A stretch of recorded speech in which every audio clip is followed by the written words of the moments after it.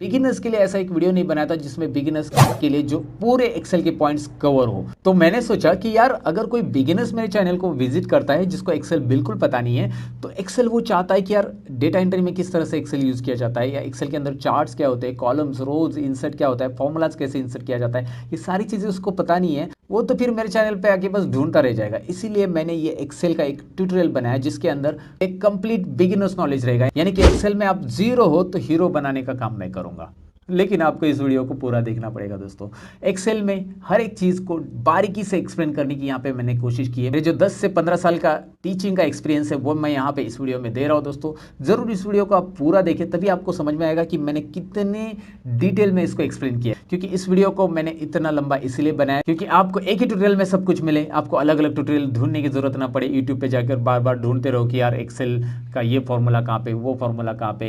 ये सारी चीज़ों को एक ही जगह पे आपको एक ही वीडियो में मिलने वाला है। नए साल में कुछ नया करने के लिए मैंने एक और चैनल ओपन किया है जिसका नाम है रियल ट्यूटोरियल, जिसके ऊपर आपको सभी वीडियोस की सीरीज मिलेगी। अब मैंने ये नया चैनल इसलिए ओपन किया क्योंकि उसके अंदर मैं डायरेक्टली वीडियो अपलोड करते जाऊंगा। वहाँ पे ज़्यादा एडिटिंग वगैरह नहीं होगा, लेकिन ज़्यादा नॉलेजेबल वीडियोस वहाँ पे रहेंगे। जिनको पढ़ने में बहुत ज़्यादा इंटरेस्ट है उन लोगों के लिए मैंने रियल ट्यूटोरियल चैनल ओपन किया है, जिसके ऊपर मैं डेली वीडियोस अपलोड करने की कोशिश करूंगा अलग अलग ट्यूटोरियल के। तो उस चैनल पे जाकर विजिट कीजिए और उस चैनल को सब्सक्राइब करके बेल आइकॉन पे भी क्लिक करके रखिएगा। मैं सतीश लर्न मोर चैनल में आप सबका स्वागत करता हूं। चलिए हमेशा की तरह शुरू करते हैं। Let's begin.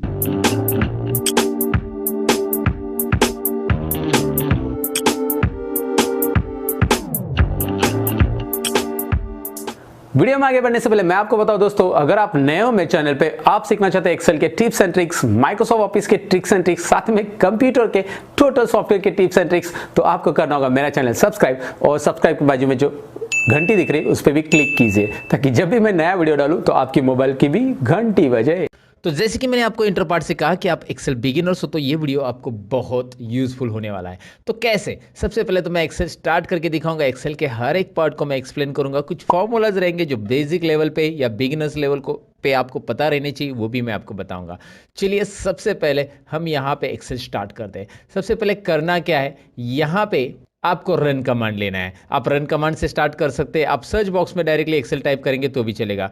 रन कमांड लेने के लिए आपको स्टार्ट और आर बटन प्रेस करना है, यानी विंडो की प्लस आर। विंडो की प्लस आर स्क्रीन पे मैं आपको दिखा रहा हूँ, और उसके बाद आपको यहाँ पे एक्सेल टाइप करना है। एंड एक्सेल जैसे आप टाइप करोगे, एंटर करोगे, एक्सेल शुरू हो जाएगा दोस्तों। तो जैसे एक्सेल शुरू करूंगा आपके सामने ये स्क्रीन का लेआउट आ जाएगा। इस तरह की स्क्रीन आ जाएगी। अगर आपका एक्सेल 2013 है, 16 है और 10 है तो थोड़ा बहुत चेंजेस रहेगा उसमें, लेकिन यहाँ पे 13 और 16 क्योंकि एक्सेल के अलग अलग वर्जन है। जो भी वर्जन आप यूज़ करते होगे, डोंट वरी, जो मैं टिप्स या ट्रिक्स एक्सेल की बेसिक बिगिनर लेवल की बताने वाला हूँ वो सभी वर्जन में आपको यूज़फुल रहेगी। इसीलिए मैं कौन सा वर्जन यूज़ करता हूँ इससे कोई फ़र्क नहीं पड़ने वाला, आप कौन सा वर्जन यूज़ करें इससे भी कोई फ़र्क नहीं पड़ने वाला। बस आपको एक्सेल के अंदर जितनी भी चीज़ें मैं यहाँ पे पढ़ाने वाला हूँ वो उस वर्जन में काम आएगी, और नहीं आ रही है, उस वर्जन में नहीं दिखाई दे रही है, तो मैं आपको बताऊँगा कि वो चीज़ें उस वर्जन में नहीं है। कौन सी है? ऐसी कुछ चीज़ें हैं जो कि पुराने वर्जन में नहीं है, लेकिन मैं आपको बताऊंगा। फिलहाल तो आपको यहाँ पे बताऊं कि स्क्रीन में आपको लेफ्ट साइड में जो रिसेंट फाइल दिखाई दे रही है, ये मैंने बनाई हुई फाइल है। जैसे मैं अलग अलग एक्सेल के डेटा पे काम करता हूँ तो उसमें जितनी भी फाइल मैं सेव करता हूँ वो यहाँ पे आ जाती है रिसेंट फाइल के अंदर, राइट। रिसेंट फाइल का बॉक्स आपको दिखाई दे रहा है। इसके बाद आपको ब्लैंक वर्कबुक दिख रहा है, और उसके बाद माइक्रोसॉफ्ट ने आपको कुछ ऑलरेडी फॉर्मूला ट्यूटोरियल से रिलेटेड पहले से कुछ शीट्स दी है, प्री फॉर्मेटेड शीट्स है, यहाँ से आप ले सकते हैं। उसके ऊपर आप यहाँ पे भी देख सकते हैं business, personal, planner and trackers, list, budgets, ऐसे बहुत सारे माइक्रोसॉफ्ट ने दिए हुए रेडीमेड वर्कबुक्स है। तो एक्सेल की फाइल को वर्कबुक्स बोलते हैं, ये तो आपको समझ में आया होगा। और यहाँ पे आपको दिख रहा है ब्लैंक वर्कबुक। सबसे पहले मैं यहाँ पे ब्लैंक वर्कबुक ही लेना चाहूँगा, क्योंकि ब्लैंक वर्कबुक से हमारा इंट्रोडक्शन शुरू होगा ना दोस्तों। अब यहाँ पे आपको ये स्क्रीन जो दिखाई दे रही है ये एक्सेल का लेआउट है। एक्सेल की स्क्रीन ऐसी रहेगी, और एक्सेल के अंदर अभी डिटेल में जान लेते हैं कि क्या क्या किसको बोलते हैं। सबसे पहले तो मैं आपको यहाँ पे बताऊं कि ऊपर जो दिखाई दे रहा है home, insert, page layout, formulas, data, review, view, मेरे पास कुछ और एक्स्ट्रा भी टैब है। ये कैसा है मैं आपको बताने वाला हूँ, वैसे भी don't worry about it. But ये जो है इसे टैब बोलते हैं। टैब होम के अंदर क्लिक किया तो मैंने यहाँ पे ढेर सारे ऑप्शंस आपको मिलेंगे, और ये होता है एक्सेल का रिबन दोस्तों। रिबन नाम याद रखिएगा, मैं नीचे आपको टेक्स्ट में भी दिखा रहा हूँ, रिबन।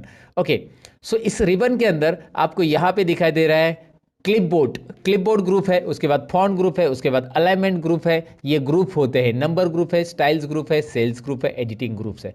ये अलग अलग ग्रुप्स है। इस ग्रुप के बारे में भी हम जानेंगे कैसे इसके अंदर के ऑप्शंस हम ऑपरेट करेंगे। आपको किसी ने बोला कि होम टैब में अलाइनमेंट ग्रुप है और उसके अंदर मर्ज एंड सेंटर है, तो home tab, alignment group and merge and centre. समझ में आपको ये ग्रुप का काम क्या होता है, मतलब ये ग्रुप वाइज कुछ ऑप्शंस डिवाइड हो चुके हैं, इसके लिए यहाँ पे ग्रुप दिए हैं, तो आपको इजी हो जाता है उस ऑप्शन को फाइंड आउट करने के लिए। जैसे आपको बोला कि कंडीशनल फॉर्मेटिंग ये स्टाइल्स में अवेलेबल है होम टैब के अंदर, तो स्टाइल्स ग्रुप आपको होम टैब में ढूंढना है। होम टैब यहाँ पे है, स्टाइल्स ग्रुप यहाँ पे मिल रहा है आपको, और उसके ऊपर कंडीशनल फॉर्मेटिंग यहाँ पे आपको दिखाई दे रहा है। ये भी हम सीखने वाले हैं दोस्तों, डोंट वरी अबाउट इट। सो ये एक वीडियो ऐसा मैं बना रहा हूँ जिसमें आपको बिगिनर्स लेवल में जो जानकारी होनी चाहिए एक्सेल की वो पूरी यहाँ पे रहेगी, इसीलिए बने रहिएगा।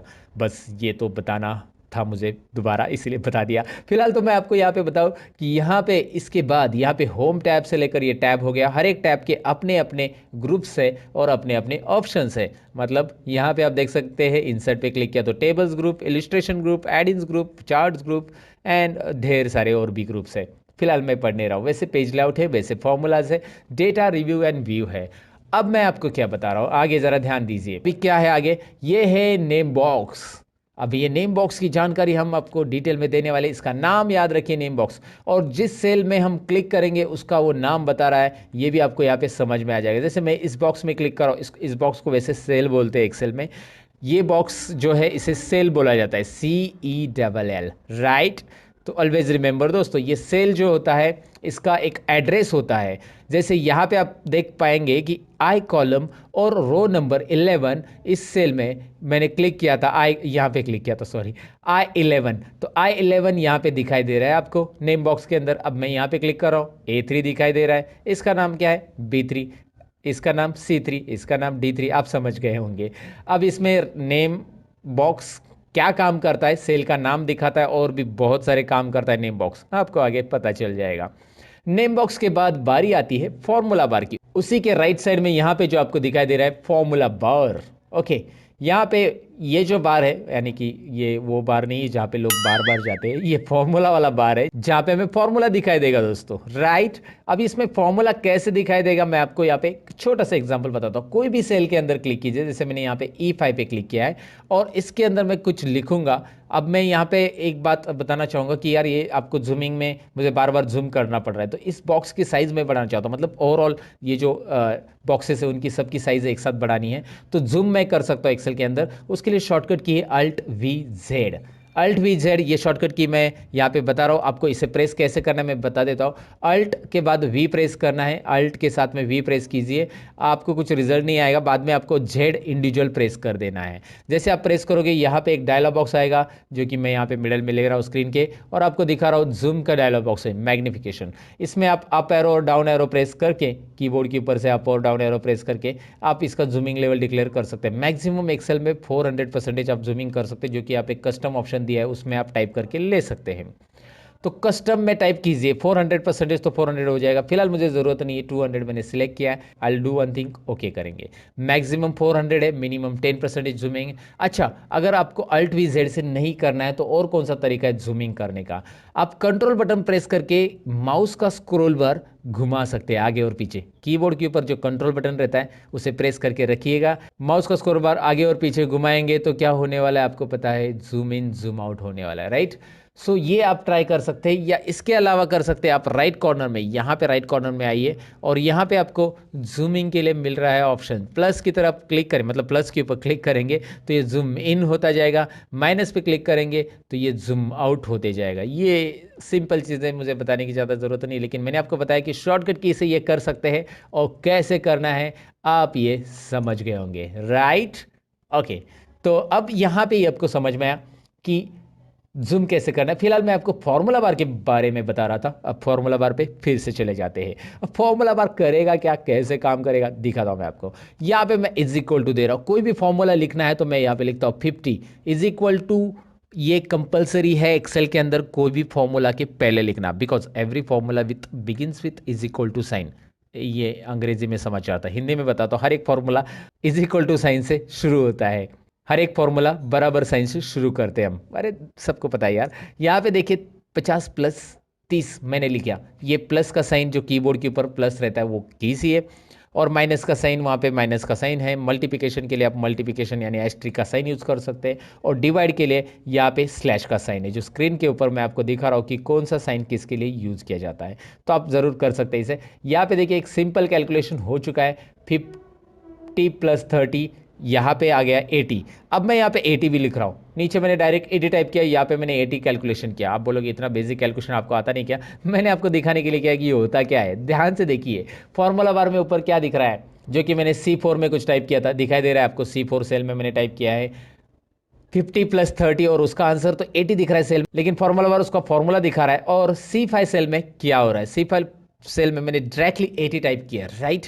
तो 80 टाइप किया तो वहाँ पे कोई फॉर्मूला नहीं आ रहा है। So if there is a formula in your cell it will display formula, if there is a content in your cell it will display content. मतलब फॉर्मूला बार का काम यही होता है दोस्तों। यहाँ पे देखिए फॉर्मूला है तो फॉर्मूला दिखा रहा है, यहाँ पे देखिए सेल में कंटेंट है तो कंटेंट दिख रहा है, टेक्स्ट है तो टेक्स्ट दिखाई देगा। और यहाँ पे नोटिस कीजिए, जब आप टेक्स्ट टाइप करेंगे तो वो लेफ्ट अलाइनमेंट में ऑटोमेटिक आएगा। जो भी टेक्स्ट आप टाइप करो, जैसे मैंने यहाँ पे टाइप किया लर्न मोर, तो ये आपको, ये थोड़ा सा कॉलम की साइज में बढ़ाना बताऊंगा आपको आगे, लेकिन यहाँ पे दिख रहा है ये लेफ्ट साइड में रहेगा और ये रहेगा राइट साइड में। टेक्स्ट हमेशा लेफ्ट साइड में अलाइन करता है और नंबर हमेशा राइट में अलाइन करता है, लेकिन हम उसे अलाइन चेंज कर सकते हैं, left to right, right to left कर सकते हैं। फिलहाल तो फॉर्मूला बार मैंने बताया, और फॉर्मूला बार इतना ही नहीं है जितना दिख रहा है। फॉर्मूला बार को यहाँ पे राइट कॉर्नर से हम एक्सटेंड कर सकते हैं। यहाँ पे एक छोटा सा डाउन एरो दिख रहा है आपको, और इसे आप क्लिक करेंगे तो ये फॉर्मूला बार एक्सटेंड होता है, राइट। ओके, यहाँ पे क्लिक करेंगे, एक्सटेंड मतलब थोड़ा सा फॉर्मूला बार आपको बड़ा दिख रहा है ना। जब ज़रूरी है, जब बहुत बड़ा फॉर्मूला आप लिख रहे हैं, तब जाके ये फॉर्मूला बार को एक्सटेंड करने की ज़रूरत आपको पड़ सकती है, जो कि वो लाइन में नहीं बैठा तो वो नीचे की लाइन में आ जाएगा अगर आप वहाँ पे क्लिक करते हो तो, राइट। ओके, सो ये इंट्रोडक्शन के बाद आगे बढ़ते हैं। यहाँ पे मैं आपको बताऊँ कि these are the columns of Excel. ये जो है ABCDEFGH IJKLMNOPPQRSTUVWXYZ, मैं गाना नहीं गा रहा हूँ, ये कॉलम से एक्सेल के। और जेड तक ही नहीं है, आप देखेंगे आगे भी कॉलम है, ABAC AD समझे, AD I mean AD column का नाम है। वैसे ही A to Z हो जाएगा, फिर BA आ जाएगा, BB भी आ जाएगा दोस्तों, BB BC BD, वो बीड़ी नहीं जो पीने वाली है। Okay, I am just joking, but आपको मैं बता रहा हूँ कि यहाँ पे बहुत सारे हैं, बहुत सारे BF भी कॉलम है, BG है। और आपको मैं बताऊँ कि ऐसे आप राइट एरो प्रेस करने से अच्छा कंट्रोल और राइट एरो प्रेस करो, डायरेक्टली लास्ट कॉलम पे आ जाएंगे।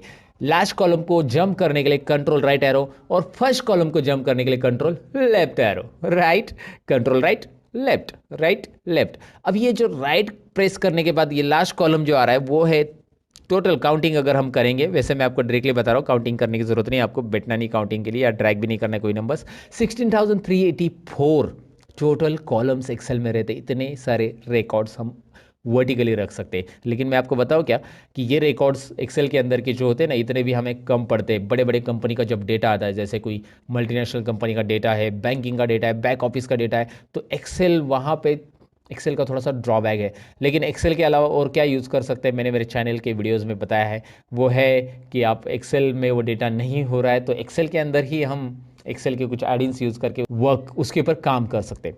फिलहाल तो मैं आपको बताऊं कि कंट्रोल लेफ्ट और कंट्रोल राइट एरो से हमने यहाँ पे जंप किया था लास्ट कॉलम में, फर्स्ट कॉलम से लास्ट कॉलम, 16,384 टोटल कॉलम से एक्सेल में, ABCD से लेकर ऐसे।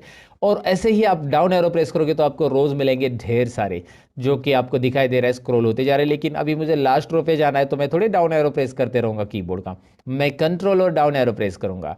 जी हाँ, control down arrow directly last row, control up arrow directly first row, control down arrow 10,48,576, 10,48,576। इतने सारे रोज है दोस्तों, ओ माय गॉड, इतने सारे रोज, इतने सारा डेटा हम रख सकते हैं। अगर आपका कोई छोटा बड़ा डेटा है तो you can easily enter it, but आपका जब बड़ा डेटा आता है तो एक्सेल के अंदर मैं आपको बताऊं कि 1 लाख रो रखने के बाद और उसके ऊपर फॉर्मूला अप्लाई करने के बाद एक्सेल सपोर्ट नहीं करता है। ये एक एक्सेल का कड़वा सच है दोस्तों। जी हाँ, 10 लाख रोज यहाँ पे है, आप 10 लाख का रिकॉर्ड रख सकते हैं, लेकिन जब आप कोई भी 10 लाख सेल्स पे अगर फॉर्मूला अप्लाई करने जाएंगे, you will not get proper result, because वो फाइल बहुत हेवी हो जाती है और एक्सेल हेवी फाइल को सपोर्ट नहीं कर पाता है। इसीलिए तो एक्सेल ने 2010 में ये बातें ध्यान में रखी और 2010 के ऑफिस के लिए 2010 से आगे जितना भी वर्जन है, 10, 13, 16 वर्जन जो है या 19 वर्जन है, उसके लिए पावर पाइवट ये लॉन्च किया गया। पावर पाइवट यहाँ पे आपको एक मेनू दिख रहा है, पावर पाइवट, इसके बारे में मैं वीडियो बनाने वाला हूँ। आप इंटरेस्टेड हो तो पावर पाइवट आगे देखिएगा, लेकिन ये थोड़ा सा एडवांस लेवल या एडवांस एक्सेल के पार्ट में आता है। तो ये जहाँ पे डेटा बहुत बड़ा आता है, फॉर्मूले लगते हैं, तो एक्सेल वहाँ पे आपको सपोर्ट नहीं करता है, तो इसलिए उन्होंने पावर पाइवट बनाया जहाँ पे आप अलग फॉर्मूलाज यूज करके एक्सेल के अंदर पावर पाइवट में काम कर सकते हैं। फिलहाल वो बातें तो साइड में रहने दो, हम सीख रहे हैं यहाँ पे कि एक्सेल में इतने सारे रोज रहते हैं, 10,48,576, और पहला रो है हमारा यहाँ पे दिख रहा है control up and down arrow, control right and left arrow. ये जो शॉर्टकट कीज मैं बता रहा हूँ ना, इससे प्रैक्टिस कीजिएगा दोस्तों, तभी तो आपका हाथ बैठ जाएगा कीबोर्ड के ऊपर। और मैंने वैसे एक्सेल के ऊपर 101 शॉर्टकट कीज, मतलब एक्सेल की लगभग सारी शॉर्टकट कीज का एक वीडियो बनाया, काफ़ी इंटरेस्टिंग है, प्रैक्टिकल एक्सप्लेन करके बताया उस वीडियो में मैंने कि किस तरह से हम एक्सेल की ये शॉर्टकट कीज को यूज करके हमारा काम आसान कर सकते हैं। तो ज़रूर उस वीडियो को एक बार चेक कर लेना, उसकी लिंक मैं आपके लिए डिस्क्रिप्शन में दे दूंगा इस वीडियो के। ओके, फिलहाल तो हम यहाँ पे बढ़ते आगे। यहाँ पे कॉलम्स और रोज मैंने बताया, और कॉलम और रोज के इंटरसेक्शन में, यानी कि दोनों के एक दूसरे को जहाँ पे वो छेड़छाड़ करते हैं, आई मीन यहाँ पे आपको दिख रहा है एक बॉक्स बन रहा है, तो यहाँ पे इंटरसेक्शन जो हो रहा है उसको सेल बोलते हैं, जो कि सेल का हर एक का एड्रेस आ जाता है, यहाँ पे मैंने बताया था आपको। लेकिन जैसे आप ऐसे सेल सेलेक्ट कर ले हो तो इसे बोलते हैं रेंज ऑफ सेल। इसे क्या बोलते हैं? Range of cell. तो कौन सी रेंज है, क्या आप मुझे बता सकते हैं? नहीं, तो मैं आपको बता देता हूं, कोई बात नहीं। C3 सेल से लेकर F11, C3 से F11 लिखेंगे कैसे इसका? अगर लिखने की बारी आती है आपको कहीं पे, तो C3 से F11 बीच में कॉलन यूज किया जाता है रेंज को डिफाइन करने के लिए। तो ये रेंज हो गया। अगर आप ये सिलेक्ट करेंगे, टेल मी नाउ, D3 से लेकर F11, राइट? तो ये रेंज ऑफ सेल होता है, जो कि आपको याद रखना है, जिसमें हेड सेल हमेशा वाइट रहता है और बाकी सेल इस तरह से रहती है। तो रेंज ऑफ सेल या ग्रुप ऑफ सेल को एक साथ सेलेक्ट करने के बाद रेंज कौन सी होती है वो मैंने आपको बता दिया। नेम क्या होता है ये मैंने बता दिया। उसके बाद हम बढ़ते हैं आगे शीट की तरफ। यहाँ पे आपको दिखाई दे रहा है नीचे शीट 1 आ चुका है, और ऐसे आप एक्सेल में ढेर सारे शीट ले सकते हैं अलग अलग रिकॉर्ड्स रखने के लिए। मैं यहाँ पे बस प्लस पे क्लिक करते जा रहा हूँ। वैसे मैं शॉर्टकट की भी बता देता हूँ, शिफ्ट और F11, शिफ्ट और F11 करेंगे तो शीट इंसर्ट होगी। लेकिन जब आप कीबोर्ड से, मतलब शॉर्टकट की से शीट इंसर्ट करते, देखिए मैं शिफ्ट F11 कर रहा हूँ तो वो लेफ्ट साइड में इंसर्ट होगी, वो यहाँ पे लेफ्ट साइड में इंसर्ट हो रही है, दिखाई दे रहा है आपको? शीट शिफ्ट प्लस F11 करने से क्या होगा, शीट लेफ्ट साइड में इंसर्ट हो रही है। और अगर यहाँ पे प्लस पे क्लिक करके आप इंसर्ट करते हो तो वो राइट में इंसर्ट हो रही है, राइट? ओके, समझ में आपको? वो शीट को आप ऐसे अरेंज कर सकते हैं। वैसे ये 7 नंबर को यहाँ पे ड्रॉप करना है, 8 नंबर को यहाँ पे ड्रैग एंड ड्रॉप करना है, बस माउस का बटन क्लिक करके रखिए, ड्रैग एंड ड्रॉप, राइट? ये ऑर्डर में आ चुका है। कोई भी शीट कहीं पे भी आप रख सकते हैं। ये शीट्स आप यहाँ पे बहुत सारी इंसर्ट कर सकते हैं, लेकिन डिपेंड आपके डेटा कितने हैं। आपके 12 महीने का डेटा है तो 12 शीट इंसर्ट करो। आपके पास बहुत सारा अलग अलग शीट्स का रिकॉर्ड है तो वहाँ पे अलग अलग शीट्स बना के अलग अलग रिकॉर्ड रख सकते हैं। जैसे हर एक शीट के अंदर उतने रोज और उतने कॉलम आपको मिलने वाले जितने की पहले शीट में है। और यहाँ पे शीट से रिलेटेड कुछ और टिप्स एंड ट्रिक्स है जो आगे मैं आपके साथ शेयर करूंगा। लेकिन शीट को डिलीट कैसे करना है और रीनेम कैसे करना है ये चीज़ें बता के जाऊंगा। यहाँ पे कुछ बेसिक चीज़ें शीट से रिलेटेड देखते हैं। जैसे इस शीट में कुछ नाम देना है तो आप यहाँ पे राइट क्लिक कीजिए इस शीट के ऊपर और रीनेम ऑप्शन। इससे होगा क्या, इस शीट को आप कस्टमाइज नेम दे सकते हैं। और मैंने यहाँ पे लिया स्टूडेंट डेटा। जब भी मैं शीट का नाम दूंगा तो मेरा रिकमेंडेशन आपको ये रहेगा कि यहाँ पे अंडरस्कोर साइन ऐड कीजिए, स्पेस ना दीजिए। स्पेस भी दे सकते हैं आप, स्पेस से भी नाम ऐड होता है, कोई इशू नहीं है। बट मेरा रिकमेंडेशन इसलिए रहेगा क्योंकि आगे जाकर एक्सेल जब एडवांस आप सीखोगे तो आपको ये नाम देने की अगर आदत है तो इस नाम का बेनिफिट ये होता है कि जब आप प्रोग्रामिंग में इस शीट का नाम यूज़ करना चाहते हो तो कर सकते हैं, एक्सेल की VBA कोडिंग में वगैरह। तो इसलिए मैं आपको थोड़ा सा ऐसा प्रिपेयर करूँगा कि भाई आप थोड़े से एडवांस भी जानते हो एक्सेल के अंदर कि एक्सेल के अंदर शीट को नाम कैसे देना है। फिलहाल यहाँ पे मैंने स्पेलिंग मिस्टेक कर दी है, ओके, उसको मैंने करेक्ट कर दिया। ओके, स्टूडेंट डेटा, ऐसे शीट को आप राइट क्लिक करके रीनेम कर सकते हैं। नहीं चाहिए तो शीट को यहाँ से आप डिलीट कर सकते हैं, या वो ऊपर इंसर्ट है, इंसर्ट भी कर सकते हैं शीट को।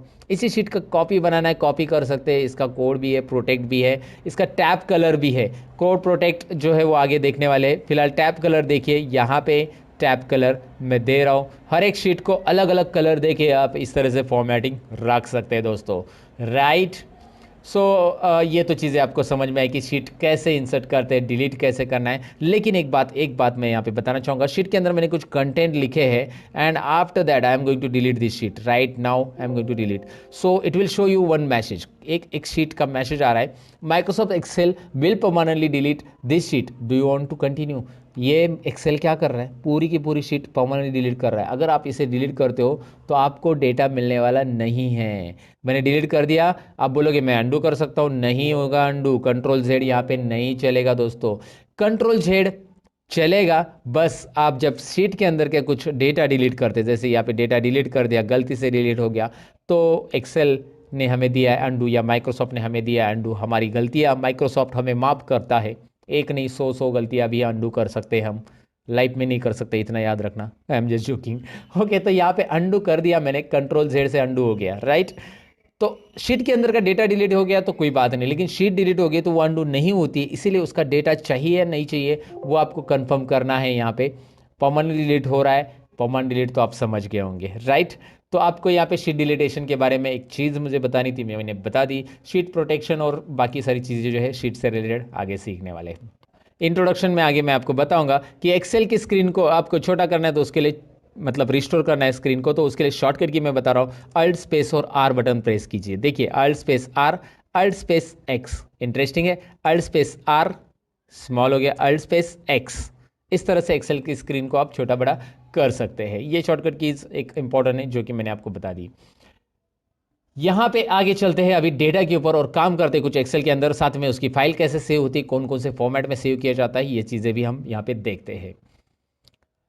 तो इंट्रोडक्शन के बाद अब नेक्स्ट पार्ट की तरफ बढ़ते हैं जिसमें डेटा टाइपिंग कैसे करना है यहाँ पे देखेंगे। एक्सेल के अंदर डेटा एंट्री होता है, ये आपने सुना ही होगा, लेकिन डेटा एंट्री कैसे करना है आपके सबके मन में ये क्वेश्चन रहेगा। तो सबसे पहले तो मैं क्या करता हूँ, इस वर्कबुक, ये दिख रहा है बुक 1 आ चुका है, इसको मुझे अभी क्लोज करना है, मुझे नया बुक लेना है, तो मैं कंट्रोल W करूँगा, कंट्रोल W क्लोज बुक। ये जो है एक्सेल वर्कबुक नहीं क्लोज होगा, जो हमारा ओपन बुक है, ओपन फाइल है एक्सेल की, वो क्लोज होगी। So do you want to save it, हमें सेव नहीं करना है, डोंट सेव पे मैं क्लिक करता हूँ, कंट्रोल N करूंगा नया वर्कबुक लेने के लिए। जहां पे आपको दिखाई दे रहा है नीचे आप देख सकते हैं शीट 1 नया फ्रेश आ चुका है, इस वर्कबुक का नाम देख सकते हैं बुक 2 आ चुका है, राइट।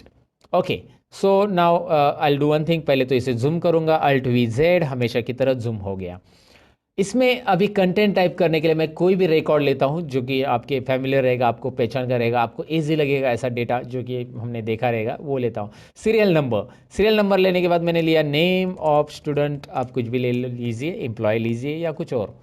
तो यहाँ पे देखिए बी और सी कॉलम के अंदर यहाँ पे आपको दिखाई दे रहा है कि बी कॉलम के अंदर के कंटेंट सी में जा चुके हैं। ऐसा होना चाहिए क्या? नहीं, बी ने सी की जगह भी ले लिए, नहीं बी ने बी की जगह लेनी चाहिए, तो बी को जगह थोड़ी सी बड़ी चाहिए। इसके लिए हम करेंगे क्या, यहाँ पे बी और सी कॉलम के बीच में माउस लेके आएंगे। बी और सी कॉलम के बीच में जब हम माउस लाएंगे you will find out arrow, दिखाई दे रहा है ना। इससे क्या होगा, इससे आप ड्रैग कीजिए क्लिक करके, माउस से साइज बढ़ेगी, या फिर आप डबल क्लिक कीजिए, देखिए डबल क्लिक किया तो भी चलेगा, या ड्रैग करेंगे तो भी चलेगा। इट्स अप टू यू कि आपको क्या करना है, यहाँ पे कैसे करना है। डबल क्लिक करने और ड्रैग करने में फ़र्क क्या होता है, ड्रैग करने में आप एक्स्ट्रा साइज भी बढ़ा सकते हैं, लेकिन डबल क्लिक जब आप करते हो तो जितने कंटेंट की साइज है उतनी ही हो जाती है। अच्छा, इसके लिए कीबोर्ड का शॉर्टकट की भी है, मैं आपको बताऊंगा आगे। चलिए आगे देखेंगे कीबोर्ड से कैसे होगा वो भी।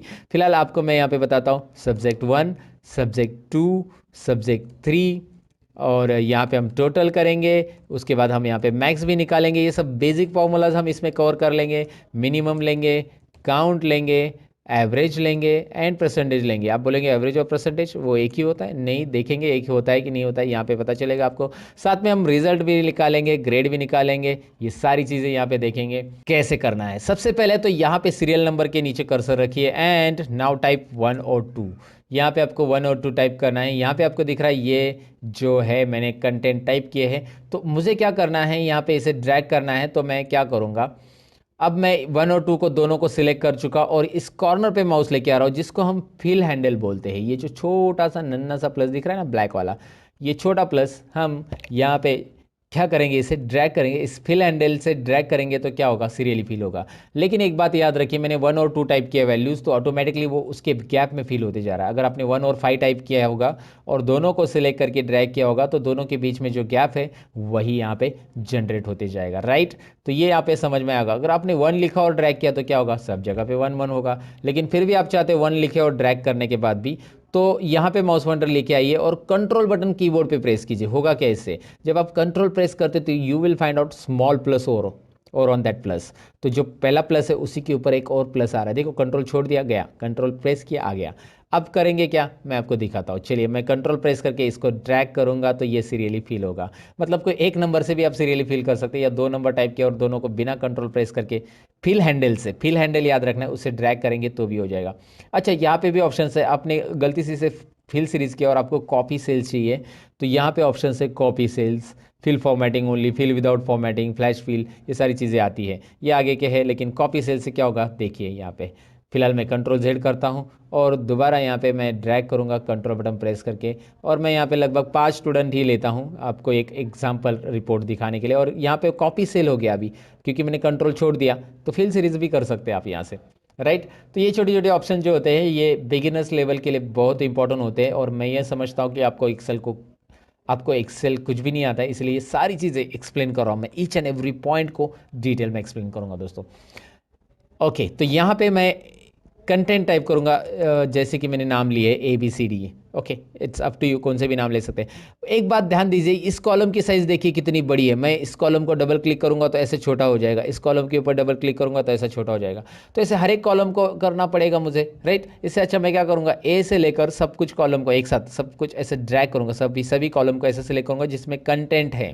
कैसे ड्रैग करना है, देखिए ए के ऊपर माउस पॉइंटर लाया, माउस का लेफ्ट बटन क्लिक करके रखा एंड ड्रैग किया एन तक, राइट, एन तक ड्रैग किया लेफ्ट बटन क्लिक करके। अब कहीं पे भी एक जॉइंट पे मतलब माउस पॉइंटर लेके आइए, कहीं पे भी आप एक जॉइंट पे लेके आइए माउस पॉइंटर, यहाँ पे देख सकते हैं, और इसके ऊपर डबल क्लिक कीजिए, सभी कॉलम की साइज एक साथ एडजस्ट हो गई, है ना इंटरेस्टिंग।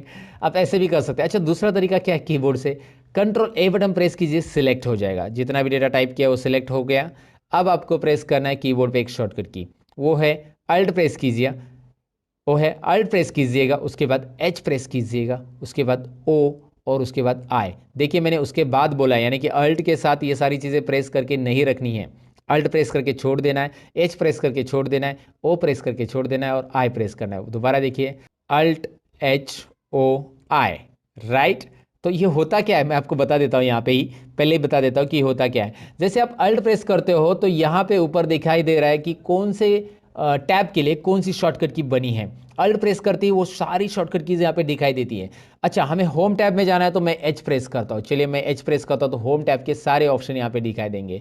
फिर होम टैब में ऐसा कौन सा ऑप्शन है जो हमारे कॉलम को ऑटो फिट करता है, वो है फॉर्मेट के अंदर, यहाँ पे फॉर्मेट जो दिखाई दे रहा है राइट साइड में उसके अंदर वो है, तो ओ है फॉर्मेट के लिए, तो मैंने ओ प्रेस किया, और ओ के अंदर आपको यहाँ पे दिखाई दे रहा है ऑटो फिट कॉलम विड्थ, जो ऑप्शन दिखाई दे रहा है ना, उसके लिए आपको आई प्रेस करना है। वैसे आपको रो करना है या बाकी सारी चीज़ों के लिए भी दिया है, फिलहाल तो हमें आई प्रेस करना है यहाँ पे, तो अल्ट एच ओ आई करेंगे तो ये ऑटोमेटिक हो जाता है। तो याद रखिए अल्ट का जो कीज़ है या कॉम्बिनेशन है ये आपको बहुत यूज़फुल होगा। अल्ट प्रेस करके छोड़ देना है, फिर एच, और उसके अंदर होम टैब के अंदर के ऑप्शन, ऐसे आप ऑपरेट कर सकते हैं। ऐसे ढेर सारी शॉर्टकट की बना के आप प्रैक्टिस कर सकते हैं, इसे ज़रूर ट्राई कीजिएगा दोस्तों। अब यहाँ पे लगभग हमने टाइप कर लिया हमारा डेटा एंट्री करने के लिए आपको टाइप कैसे करना है मैंने आपको बताया। डेटा एंट्री की टिप्स भी इसमें मैं आपको बताऊंगा। सबसे पहली टिप्स देखिए डेटा एंट्री में, यहाँ पे ही मुझे डेटा फिल करना है सब्जेक्ट 1 2 3 में, राइट। और आपको पता है कि इसके बाद ये खत्म होने के बाद यहाँ पे टाइप करना है, यहाँ पे टाइप करना है। तो इससे अच्छा इन तीनों को सिलेक्ट कीजिए। जितने भी डेटा पे आपको कुछ भी टाइप करना रहता है उसको आपको सिलेक्ट करना बहुत ज़रूरी है। जब आप सिलेक्ट करोगे तो उसका बेनिफिट क्या होगा, चलिए मैं आपको दिखाता हूँ। यहाँ पे कोई नंबर मैं टाइप करूँगा तो ये नंबर टाइप करने के बाद कर्सर ऑटोमेटिकली नेक्स्ट सेल में चला जा रहा है, आपको नेक्स्ट सेल में जाने की ज़रूरत नहीं है। देखिए दिखाई दे रहा है ना आपको, यहाँ पे बस नंबर न्यूमेरिक कीपैड का एंटर कीजिए, नंबर टाइप कीजिए और न्यूमेरिक कीपैड पे जो एंटर बटन है वो प्रेस कीजिए, ऑटोमेटिकली कर्सर आपका नेक्स्ट यहाँ पे आ चुका है। तो यहाँ पे आपने एक बॉक्स सेलेक्ट करने के बाद उस बॉक्स के अंदर आप इस तरह से सिलेक्शन आपका रहेगा, बस आपको यहाँ पे नंबर टाइप करके एंटर करना है। फास्ट डेटा एंटर करने के लिए ट्रिक्स या डेटा एंट्री के लिए ट्रिक्स ज़रूर आजमाइएगा दोस्तों। अच्छा, अब इसकी टोटल कैसे करते देखिए, यहाँ पे तीनों को सिलेक्ट कर रहा हूँ मैं, और तीनों को सिलेक्ट करने के बाद इसका टोटल आता है 142। देखिए, इन तीनों को सिलेक्ट करता हूँ, इसका टोटल आता है 118। इन तीनों को सिलेक्ट कर रहा हूँ, इसका टोटल आ रहा है 76। मैं इतना फास्ट कैलकुलेशन कैसे कर रहा हूँ? मैं नहीं कर रहा हूँ दोस्तों, एक्सेल खुद कर रहा है। तो जैसे मैं इसे सेलेक्ट कर रहा हूँ, यहाँ पे बॉटम में देखिए, मैं यहाँ पे दिखा रहा हूँ आपको, सम और काउंट और एवरेज तीनों भी आ रहा है, राइट। यहाँ पे मैं देख के बता रहा हूँ आपको, मैं खुद कैलकुलेशन नहीं कर रहा हूँ। तो यहाँ पे सिंपल है, आपको करना क्या, इन तीनों को सिलेक्ट, यहाँ पे टोटल आ रही है, लेकिन ये टोटल मुझे यहाँ पे चाहिए।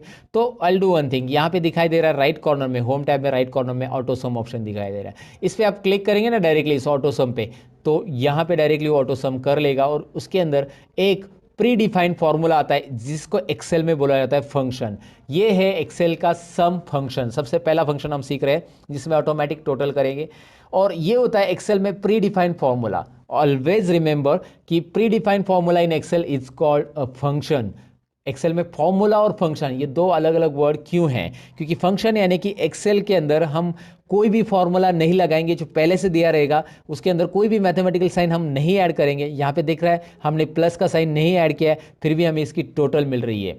तो पहले से डिफाइन किया गया फॉर्मूला जो होता है उसे हम एक्सेल में फंक्शन बोलते हैं। और अगर हमें इसकी टोटल करनी होती, मैं डिलीट कर रहा हूँ इसे, अगर इसे हमें टोटल करनी है तो मैं इज इक्वल टू करूंगा, इस सेल पे क्लिक करूंगा, ये है C2 जो कि एड्रेस दिखाई दे रहा है उसका, प्लस ये D2 प्लस ये है E2। इस तरह का ये जो होगा ये हमारा फॉर्मूला है। सो फॉर्मूला और फंक्शन में यहाँ पे समझने की कोशिश कीजिए कि उसका एक्चुअली फॉर्मूला क्या होता है। एक्सेल में ये फॉर्मूला है जो कि कस्टमाइज दिया हमने, और इसके पहले जो किया था वो फंक्शन है।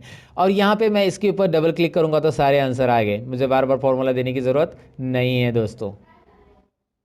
तो आपको ये समझ में, डिलीट कर देता हूँ मैं, फंक्शन के साथ करूंगा। फंक्शन के लिए शॉर्टकट की भी है, मैं यहाँ पे क्लिक करूंगा तो ये आ रहा है ना, दिखाई दे रहा है ना, आ रहा है। इसको मैं शॉर्टकट की से एक्सेस करता हूँ, अल्ट इज इक्वल टू क्या प्रेस करना है कीबोर्ड पे, अल्ट और इज इक्वल टू प्रेस करना है। अल्ट और इज इक्वल टू प्रेस करने के बाद आपको डायरेक्टली मिलेगा टोटल का यहाँ पे फंक्शन।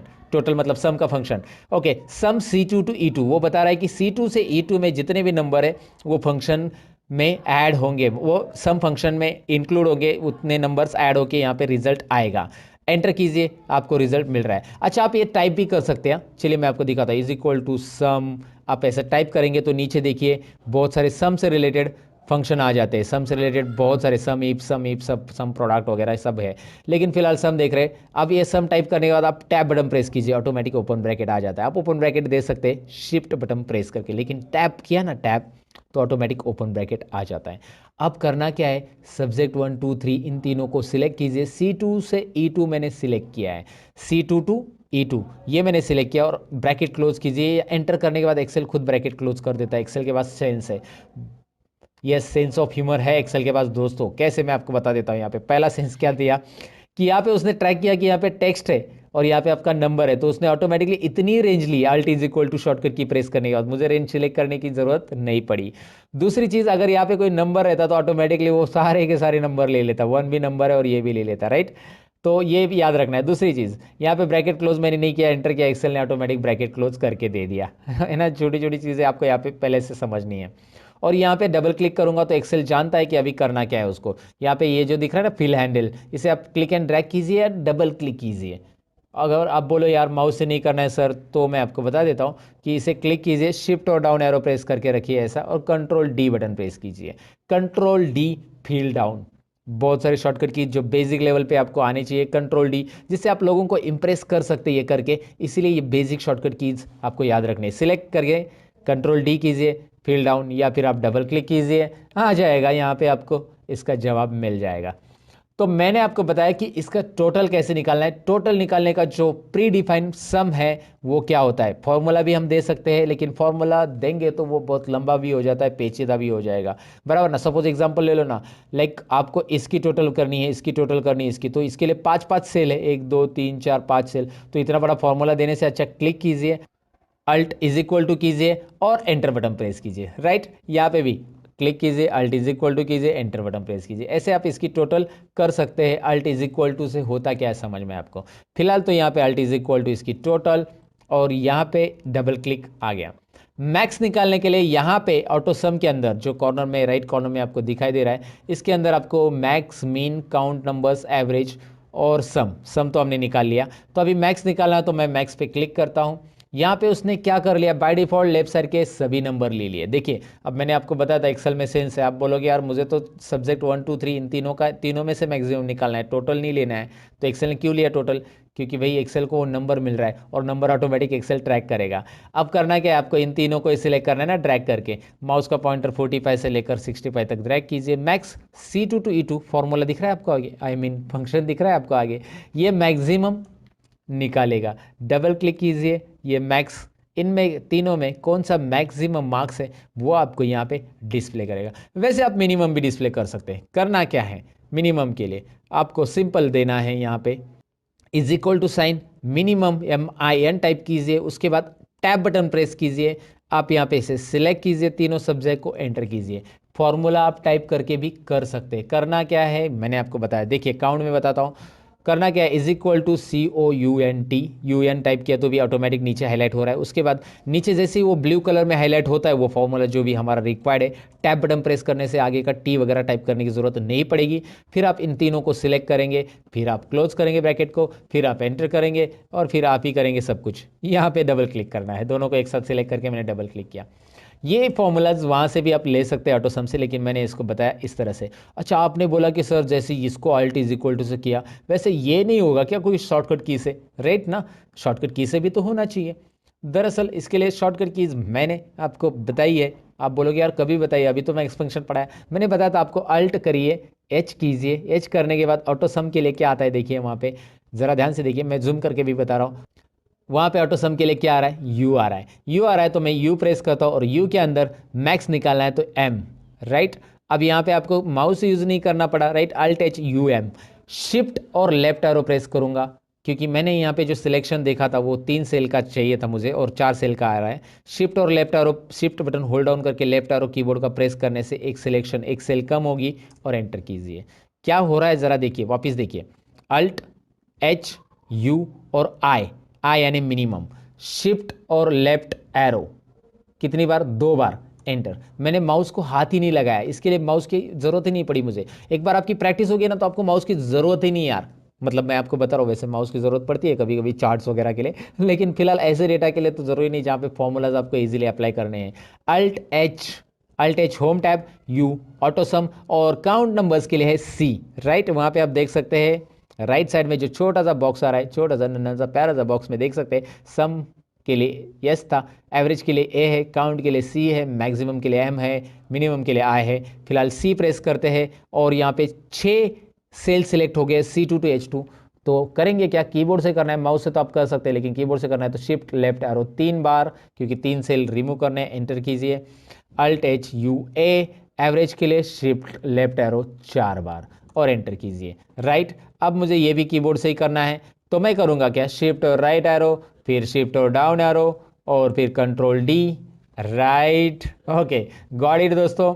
तो ये आपको समझ में आया कि मैंने मैक्स, मीन, काउंट, एवरेज कैसे निकाला। इंटरेस्टिंग है, कोई डिफिकल्टी नहीं है इसमें, कीबोर्ड से कैसे करना है, माउस से कैसे करना है, दोनों चीज़ें मैंने आपको बताई। अच्छा एक बात, एक सवाल मैं आपको पूछना चाहूँगा यहाँ पे कि एवरेज और परसेंटेज सेम रहते हैं क्या? ज़रा मुझे कमेंट सेक्शन में ज़रा बता देना कि एवरेज और परसेंटेज सेम रहते हैं क्या। आप अपना आंसर चेक कर लेना, कमेंट में पहले आंसर लिख देना और फिर यहाँ पे मैं आपको आंसर बता रहा हूँ। एवरेज और परसेंटेज सेम रहते हैं या नहीं रहते हैं, यहाँ पे आपको पता चलेगा, खुद मैं कैलकुलेट कर रहा हूँ। मैं इसका ज़रा कॉलम की साइज़ बढ़ा लूँगा क्योंकि एवरेज जो है पॉइंट्स में आता है और वो पॉइंट्स नहीं दिख रहे थे, तो मैंने कॉलम की साइज़ बढ़ा दी। लेकिन यहाँ पे ज़्यादा डेसिमल आ रहे हैं, इतने ज़्यादा डेसिमल प्लेसेस हमें चाहिए क्या, देखिए कॉलम की साइज़ बढ़ाइए, इतने सारे डेसिमल आ रहे हैं। तो डेसिमल प्लेसेस को अगर कम ज़्यादा करना है या एक पर्टिकुलर डेसिमल में रखना है तो यहाँ पे होम टैब में आपको ऑप्शन दिया गया है नंबर फॉर्मेट में, ये नंबर ग्रुप दिख रहा है ना, उसमें आपको यहाँ पे ये जो ऑप्शन दिखाई दे रहा है डिक्रीज डेसिमल है और यहाँ पे मैं डिक्रीज कर दिया पूरा का पूरा, लेकिन मुझे यहाँ पे राउंड फिगर मिलेगा फिर, तो मैं इंक्रीज डेसिमल पे क्लिक करूँगा। इंक्रीज डेसिमल पे क्लिक जैसे करूँगा 1 2, ये इंक्रीज और डिक्रीज डेसिमल यहाँ पे याद रखना है, इंक्रीज डेसिमल डिक्रीज डेसिमल। सो यहाँ पे बस क्लिक करेंगे तो आपको मिल जाएगा वो ऑप्शंस। यहाँ पे डबल क्लिक कीजिए, कॉलम की साइज़ यहाँ पे एडजस्ट हो जाएगी। ये 2 डेसिमल मैंने रख दिया। अब यहाँ पे परसेंटेज के लिए फॉर्मूला हमें देना पड़ेगा क्योंकि कोई फंक्शन अवेलेबल नहीं है एक्सेल के अंदर, और परसेंटेज का जो फॉर्मूला रहेगा हम कैसे करेंगे, is equal to this is our total divide by what is next, total divide by out of marks, कितने में से मिला ये तीनों भी सब्जेक्ट 100 मार्क्स के मेरे, मतलब पहले सब्जेक्ट 1 को 100 में से मिला है, सब्जेक्ट 2 को 100 में से मिला है और सब्जेक्ट 3 को 100 में से मार्क्स मिला है। तो तीनों 300 में से मुझे मिले हैं, इसलिए 300 इंटू 100, राइट।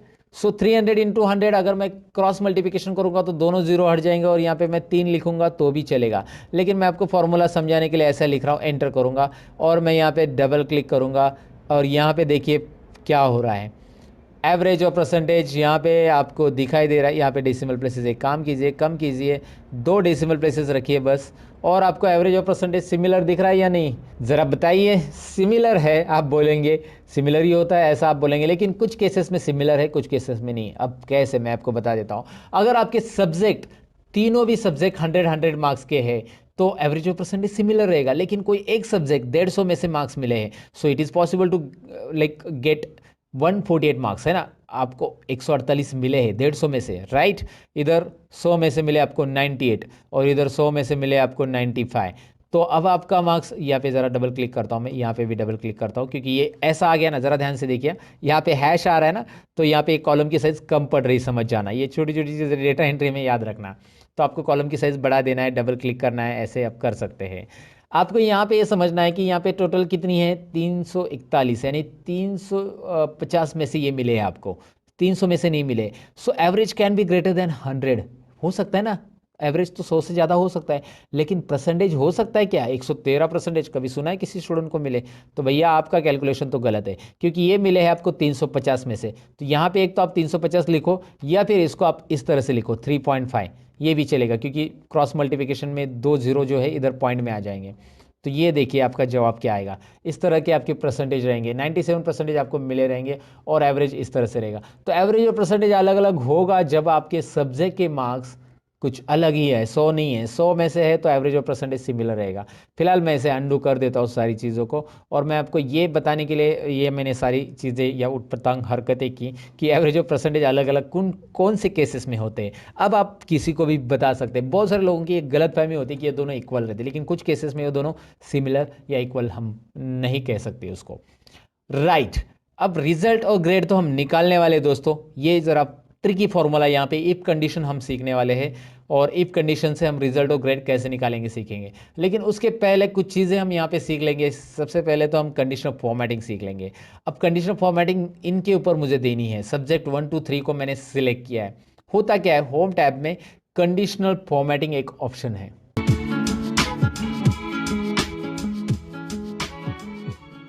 तो यहाँ पे जो कंडीशनल फॉर्मेटिंग ऑप्शन दिखाई दे रहा है उसका काम क्या है मैं आपको बता देता हूँ। जैसे आप उस पर क्लिक करोगे, highlight cells rules, top bottom rules, data bars, colour scale, icon set, ढेर सारी चीज़ें आ रही है।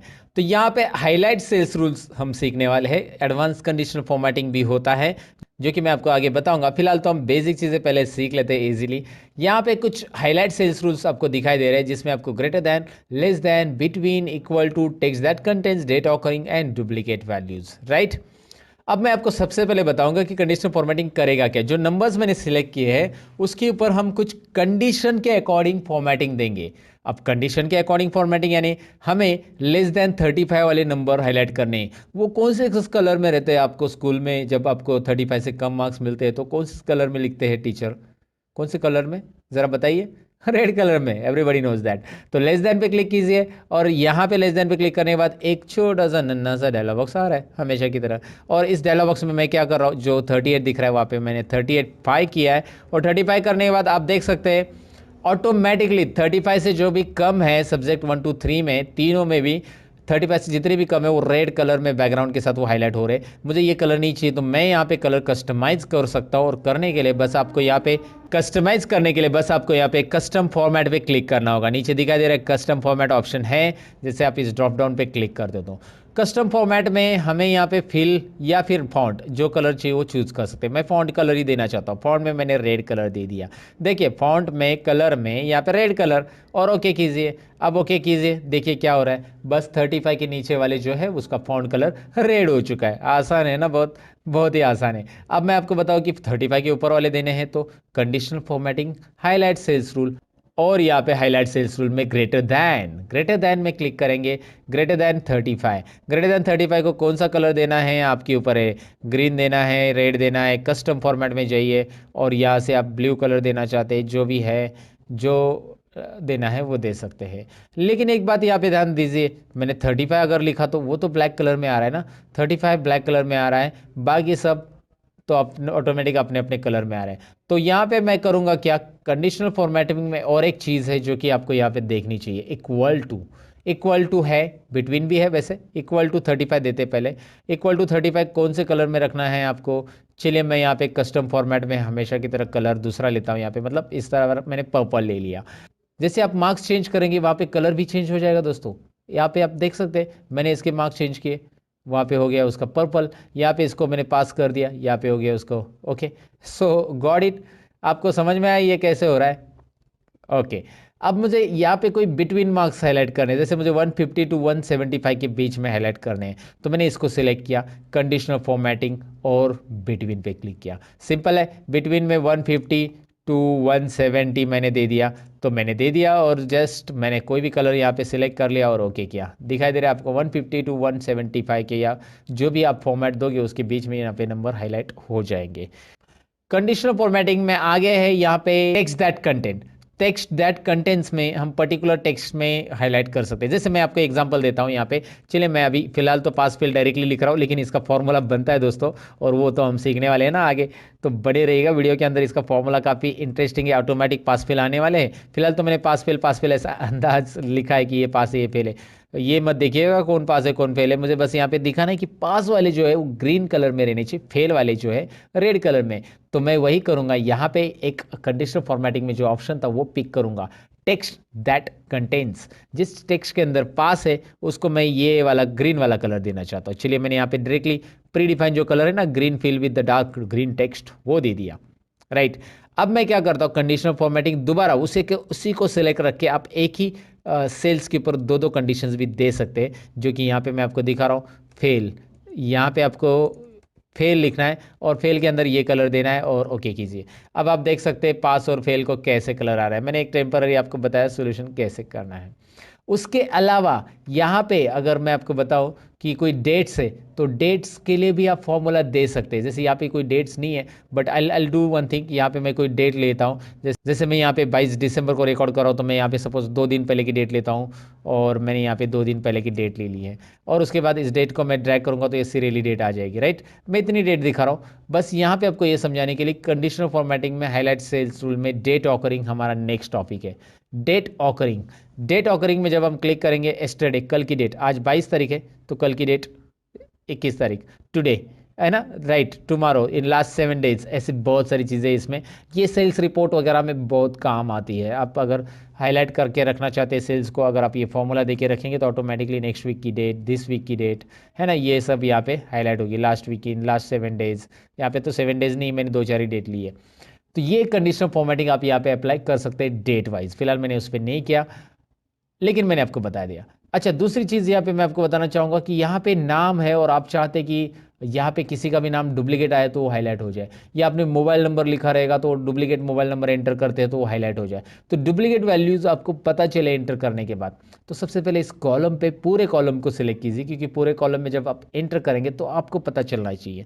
तो बी कॉलम पे क्लिक करने के बाद conditional formatting, highlight cells rule, और लास्ट ऑप्शन जो है यहाँ पे देखना है, from this list duplicate values, ये दिखाई दे रहा है, क्लिक कीजिएगा। क्लिक करने के बाद बस यहाँ पे कलर तो ऑटोमेटिक आने वाला है, कलर है, डुप्लीकेट वैल्यूज यहाँ पे रखिए और ओके कीजिए, डुप्लीकेट ही रखना है। और अभी क्या होगा देखिए, मैं आपको बता देता हूँ कि ए अगर हमने डबल लिखा तो क्या हो रहा है। अगर मैं यहाँ पे ऐप लिखता हूँ सो कुछ भी प्रॉब्लम नहीं है, जी लिखता हूँ उसे कुछ प्रॉब्लम नहीं है, लेकिन उस लिस्ट में अगर वो नाम दोबारा आता है, जैसे ये नाम दोबारा आ गया है बी, तो वो हाईलाइट कर रहा है 2 बार है भैया, ये भी 2 बार है, कहाँ पे वो बता रहा है, सी डी भी हाईलाइट कर रहा है, राइट। सो डुप्लीकेट वैल्यू हाईलाइट करने के लिए काफ़ी इंटरेस्टिंग है। आपने ए बी सी डी लिखा है, मैंने ये मत समझो कि ए बी सी डी आएगा खाली, मैंने अनिल नाम लिखा, और अगर अनिल नाम पहले से लिखा होगा लिस्ट में, लुक एट हियर, राइट, तो ये भी यहाँ पे हो जाएगा हाईलाइट। इंटरेस्टिंग है, ये सारी चीज़ें आपको समझ में आई होगी। कंडीशनल फॉर्मेटिंग करना कैसे है। कंडीशनल फॉर्मेटिंग में यहाँ पे इस मार्क्स को कुछ अलग तरीके से फॉर्मेट करने के लिए मैं यहाँ पे सबसे पहले इसका फॉर्मेटिंग हटाना चाहूँगा। तो मैं कंडीशनल फॉर्मेटिंग में जाता हूँ, क्लियर रूल्स, और यहाँ पे दो ऑप्शन रहते हैं कि आपको पूरे शीट का रूल क्लियर करना है, मतलब यहाँ पे राइट साइड में पास फेल को लगाया हुआ रूल भी क्रिएट करना है। तो clear rules from entire sheet कीजिए, सबके रूल जाएंगे, जो सिलेक्ट है उनके भी जाएंगे, बाकी के भी जाएंगे। और क्लियर रूल्स फ्रॉम सिलेक्टेड मतलब जो नंबर सिलेक्टेड है उसी के जाएंगे। तो मैं फिलहाल नंबर के गायब करना चाहता हूँ, तो देखिए नंबर के रूल्स गायब हो गए। अब यहाँ पे कंडीशनल फॉर्मेटिंग में आपको मैं बताऊँ कि टॉप बॉटम रूल्स भी है कि इसमें टॉप 10 आइटम्स अगर आपको हाईलाइट करने तो होंगे, टॉप 1 आइटम्स हाईलाइट करने हैं तो यहाँ पे टॉप 1 दिखाई देगा, क्योंकि 65 ही टॉप 1 है तो सभी के सभी हाईलाइट हो जाएंगे। टॉप 2, 3, 4, 5 में वही आएंगे, 6 में नेक्स्ट आइटम आएगा। तो ये टॉप आइटम्स हाईलाइट करने के लिए वैसे आप यहाँ पे बॉटम और बाकी सब आइटम्स हाईलाइट कर सकते हैं। जो आइटम जो नंबर आप हाईलाइट करना चाहते हो हाईलाइट कर सकते हैं। आइटम्स हमारे हिंदी में कुछ अलग तरीके से बोला जाता है या मीनिंग लिया जाता है, लेकिन यहाँ पे आइटम्स मतलब नंबर से हमारे दोस्तों। सो समझ में आपको ये कैसे करना है। टॉप बॉटम टॉप 10% ये ज़रा ट्राई मारिएगा इसके ऊपर ज़रा। डेटा बास में यहाँ पे मैं आपको बताऊँ कि डेटा बास में जैसे ही आप कोई भी यहाँ पे नंबर्स मतलब कोई भी कलर्स के ऊपर या ग्रेडियंट के ऊपर सेलेक्ट करते हैं, सॉलिड फिल लीजिए या डेटा बास में ग्रेडियंट फिल लीजिए, यहाँ पे आपको वो कलर्स में वो पर्टिकुलर सेल पूरा यहाँ पे फिलअप दिखाई देगा। मैं आपको दिखाता हूँ, यहाँ पे हाईएस्ट है इसलिए 65, अगर ये लोएस्ट हो गया तो देखिए ये 5 है ना, क्योंकि उसका परसेंटेज उतना है ना। अगर मैंने इसको 100 दिया तो 65 देखो कितना आ रहा है, 65 उतने ही परसेंटेज रेंज में भरा हुआ रहेगा। 50 रहेगा तो आधा, 100 फुल है तो 50 आधा आ जाएगा सेल में, आधा कलर आधा ये। तो आपको ये समझने में दिक्कत नहीं है कि डेटाबास यहाँ पे क्या बता रहा है। बहुत सिंपली आपको डेटा का प्रेजेंटेशन मिल रहा है कंडीशनल फॉर्मेटिंग के अंदर। डेटाबास के रूल्स क्लियर करने हैं या पूरे रूल्स क्लियर करने, तो clear rules from entire sheet, पूरे के पूरे रूल्स मैंने क्लियर कर दिए। अब डेटाबास के अलावा कलर स्केल भी है, पूरे कलर अलग अलग रेंज में आ जाएगा, मतलब 25 जो रेंज में रहेंगे वो रेंज में एक ही कलर मिलेगा आपको, 25, 21, 22, 23 क्यों एक ही कलर। फिर अलग अलग रेंज में अलग अलग कलर स्केल मिलेंगे। वैसे ही आइकॉन सेट देखिए, ये काफ़ी इंटरेस्टिंग है। जो हाईएस्ट नंबर, ये आपने देखा होगा ना मोबाइल में, जैसे आपको नेटवर्क मिलता है, आपको नेटवर्क पूरा मिला तो 4 Kandi network, 3 Kandi network, 2 Kandi network ऐसा हम बोलते हैं ना। सो यहाँ पे वैसे ये कुछ है, नेटवर्क में शो करिए या फिर इसे शो कीजिए या फिर इसे शो कीजिए। जो भी आपको प्रेजेंटेशन में अच्छा या अट्रैक्टिव लग रहा है ये आप दिखा सकते हैं। ये बस मीटिंग के लिए प्रेजेंटेशन के लिए होगा, प्रिंटिंग के लिए वगैरह इसका यूज़ करने की ज़रूरत नहीं है। और ये डेटा में जब प्रेजेंट किया जाता है तभी इसका ज़्यादातर यूज़ किया जाता है। अब आपको लगा कि यार ये मैंने दिखा लेकिन मुझे यही दिखाना है, इसमें नंबर नहीं दिखाने, तो ये भी हम कर सकते हैं। नंबर गायब करने के लिए एक छोटी सी ट्रिक यहाँ पे बता देता हूँ, मैं आपको जल्दी बता देता हूँ। यहाँ पे नंबर फॉर्मेट दिखाई दे रहा है, उसके यहाँ पे क्लिक करना है नंबर फॉर्मेट पे। होम टैब में ये नंबर फॉर्मेट है, उसका जो ऑप्शंस आता है एक्स्ट्रा ऑप्शंस, यहाँ पे फॉर्मेट सेल्स आ जाएगा। इसे लाने के लिए आप Ctrl+1 भी बटन प्रेस कर सकते हैं कीबोर्ड से, Ctrl+1 ये उसकी शॉर्टकट की है। उसके बाद आपको यहाँ पे नीचे कस्टम पे क्लिक करना है दोस्तों, और कस्टम के अंदर यहाँ पे मैं क्या कर रहा हूँ, टाइप जो दिखाई दे रहा है ना उसमें मैं सेमीकोलन टाइप करूँगा। बस क्या टाइप करना है, टाइप में सेमीकोलन टाइप करना है, ओके करना है। नंबर गायब, नंबर है वहाँ पे लेकिन वो नंबर डिस्प्ले नहीं होंगी क्योंकि हमने वहाँ पे कस्टम किया सेमीकोलन उसे। और यहाँ पे अगर आप 100 लिखते हो, now you will find out number है दिखाई दे रहा, आगे टोटल भी आ चुकी है, नंबर गायब नहीं है। 320 लिखते हो, देखो चार्ट पूरा चेंज हो जाएगा अलग अलग। सो आपको यहाँ पे ये समझ में आया कि वहाँ पे नंबर है लेकिन हमने उसे गायब किया है। कैसे गायब किया वो समझ में आया होगा आपको। मैं अंडू कर देता हूँ फिलहाल, इसे आप वहाँ पे वापिस जाके कस्टम में जनरल लिखेंगे तो आ जाएगा। तो ये नंबर फॉर्मेट कैसे करना है और किस तरह से कंडीशनल फॉर्मेटिंग अप्लाई करनी है आपको समझ में आया होगा। अब यहाँ पे कुछ चीज़ें और जानते हैं, जैसे कि यहाँ पे कंडीशनल फॉर्मेटिंग तो मैंने आपको बता दिया। यहाँ पे एक रो इंसर्ट करना है, कैसे करना है मैं आपको बताता हूँ। Ctrl+, ये डेटा एंट्री में याद रखिए कि आपको अगर कोई रो इंसर्ट करना है कोई भी सेल के अंदर तो आप इसे राइट क्लिक करके भी कर सकते हैं। राइट क्लिक इंसर्ट रो, देखिए रो कैसे इंसर्ट करना है, बहुत ही सिंपल है। कोई भी रो ऐड करना है, कॉलम ऐड करना है, सपोज सब्जेक्ट 4 यहाँ पे रह गया, कुछ भी चीज़ें आपको ऐड करनी नहीं, आपको यहाँ पे कॉन्टैक्ट नंबर ऐड करना था तो आपने यहाँ पे करना है राइट क्लिक और इंसर्ट। नया कॉलम ऐड करने के लिए राइट क्लिक इंसर्ट। ये शॉर्टकट की मैं बताता हूँ आपको, Ctrl+, देखिए आपको सिलेक्ट कौन सा कॉलम करना है, जिस कॉलम के पहले आपको कॉलम ऐड करना है उसी कॉलम को सिलेक्ट करना है और Ctrl+ उसके पहले आ जाएगा। अगर आपको ऐप के पहले कॉलम ऐड करना है Ctrl+, सिंपल है ना, उस कॉलम को सिलेक्ट करना है। अच्छा, आपने अगर सेल सिलेक्ट किया होगा और Ctrl+ किया होगा तो क्या होगा, ये डायलॉग बॉक्स आएगा, वो पूछेगा आपको कि सेल इंसर्ट करना है या कॉलम इंसर्ट करना है। फिलहाल तो मुझे एंटायर कॉलम इंसर्ट करना है, राइट। तो आपको यहाँ पे याद रखना है, अगर आपने कॉलम को सिलेक्ट किया है तो डायरेक्ट इंसर्ट होगा, और कॉलम को नहीं सिलेक्ट किया है, सेल को सिलेक्ट किया है, तो आपको ये डायलॉग बॉक्स मिलेगा, वो पूछेगा रो इंसर्ट करना है या कॉलम। तो मैंने रो किया तो और एक रो ऐड हो गया। तो आप ऐसे रो भी ऐड कर सकते हैं, कॉलम भी ऐड कर सकते हैं। और फिलहाल अगर मुझे इस रो को डिलीट करना है, जैसे मैंने इसे अंडू कर दिया अभी, लेकिन दोबारा कंट्रोल वाई करके रीडू किया, और मैं इसे डिलीट करना चाहता हूँ, तो मैं इसके ऊपर ऐसा क्लिक करूँगा, इस रो को सिलेक्ट करूँगा और कंट्रोल माइनस करूँगा, तो ये पूरा डिलीट हो जाएगा। लेकिन मैंने सिलेक्ट नहीं किया है, कर्सर यहाँ पे कहीं पे भी है, कंट्रोल माइनस किया, तो वो पूछेगा कि आपको रो डिलीट करना है या कॉलम डिलीट करना है।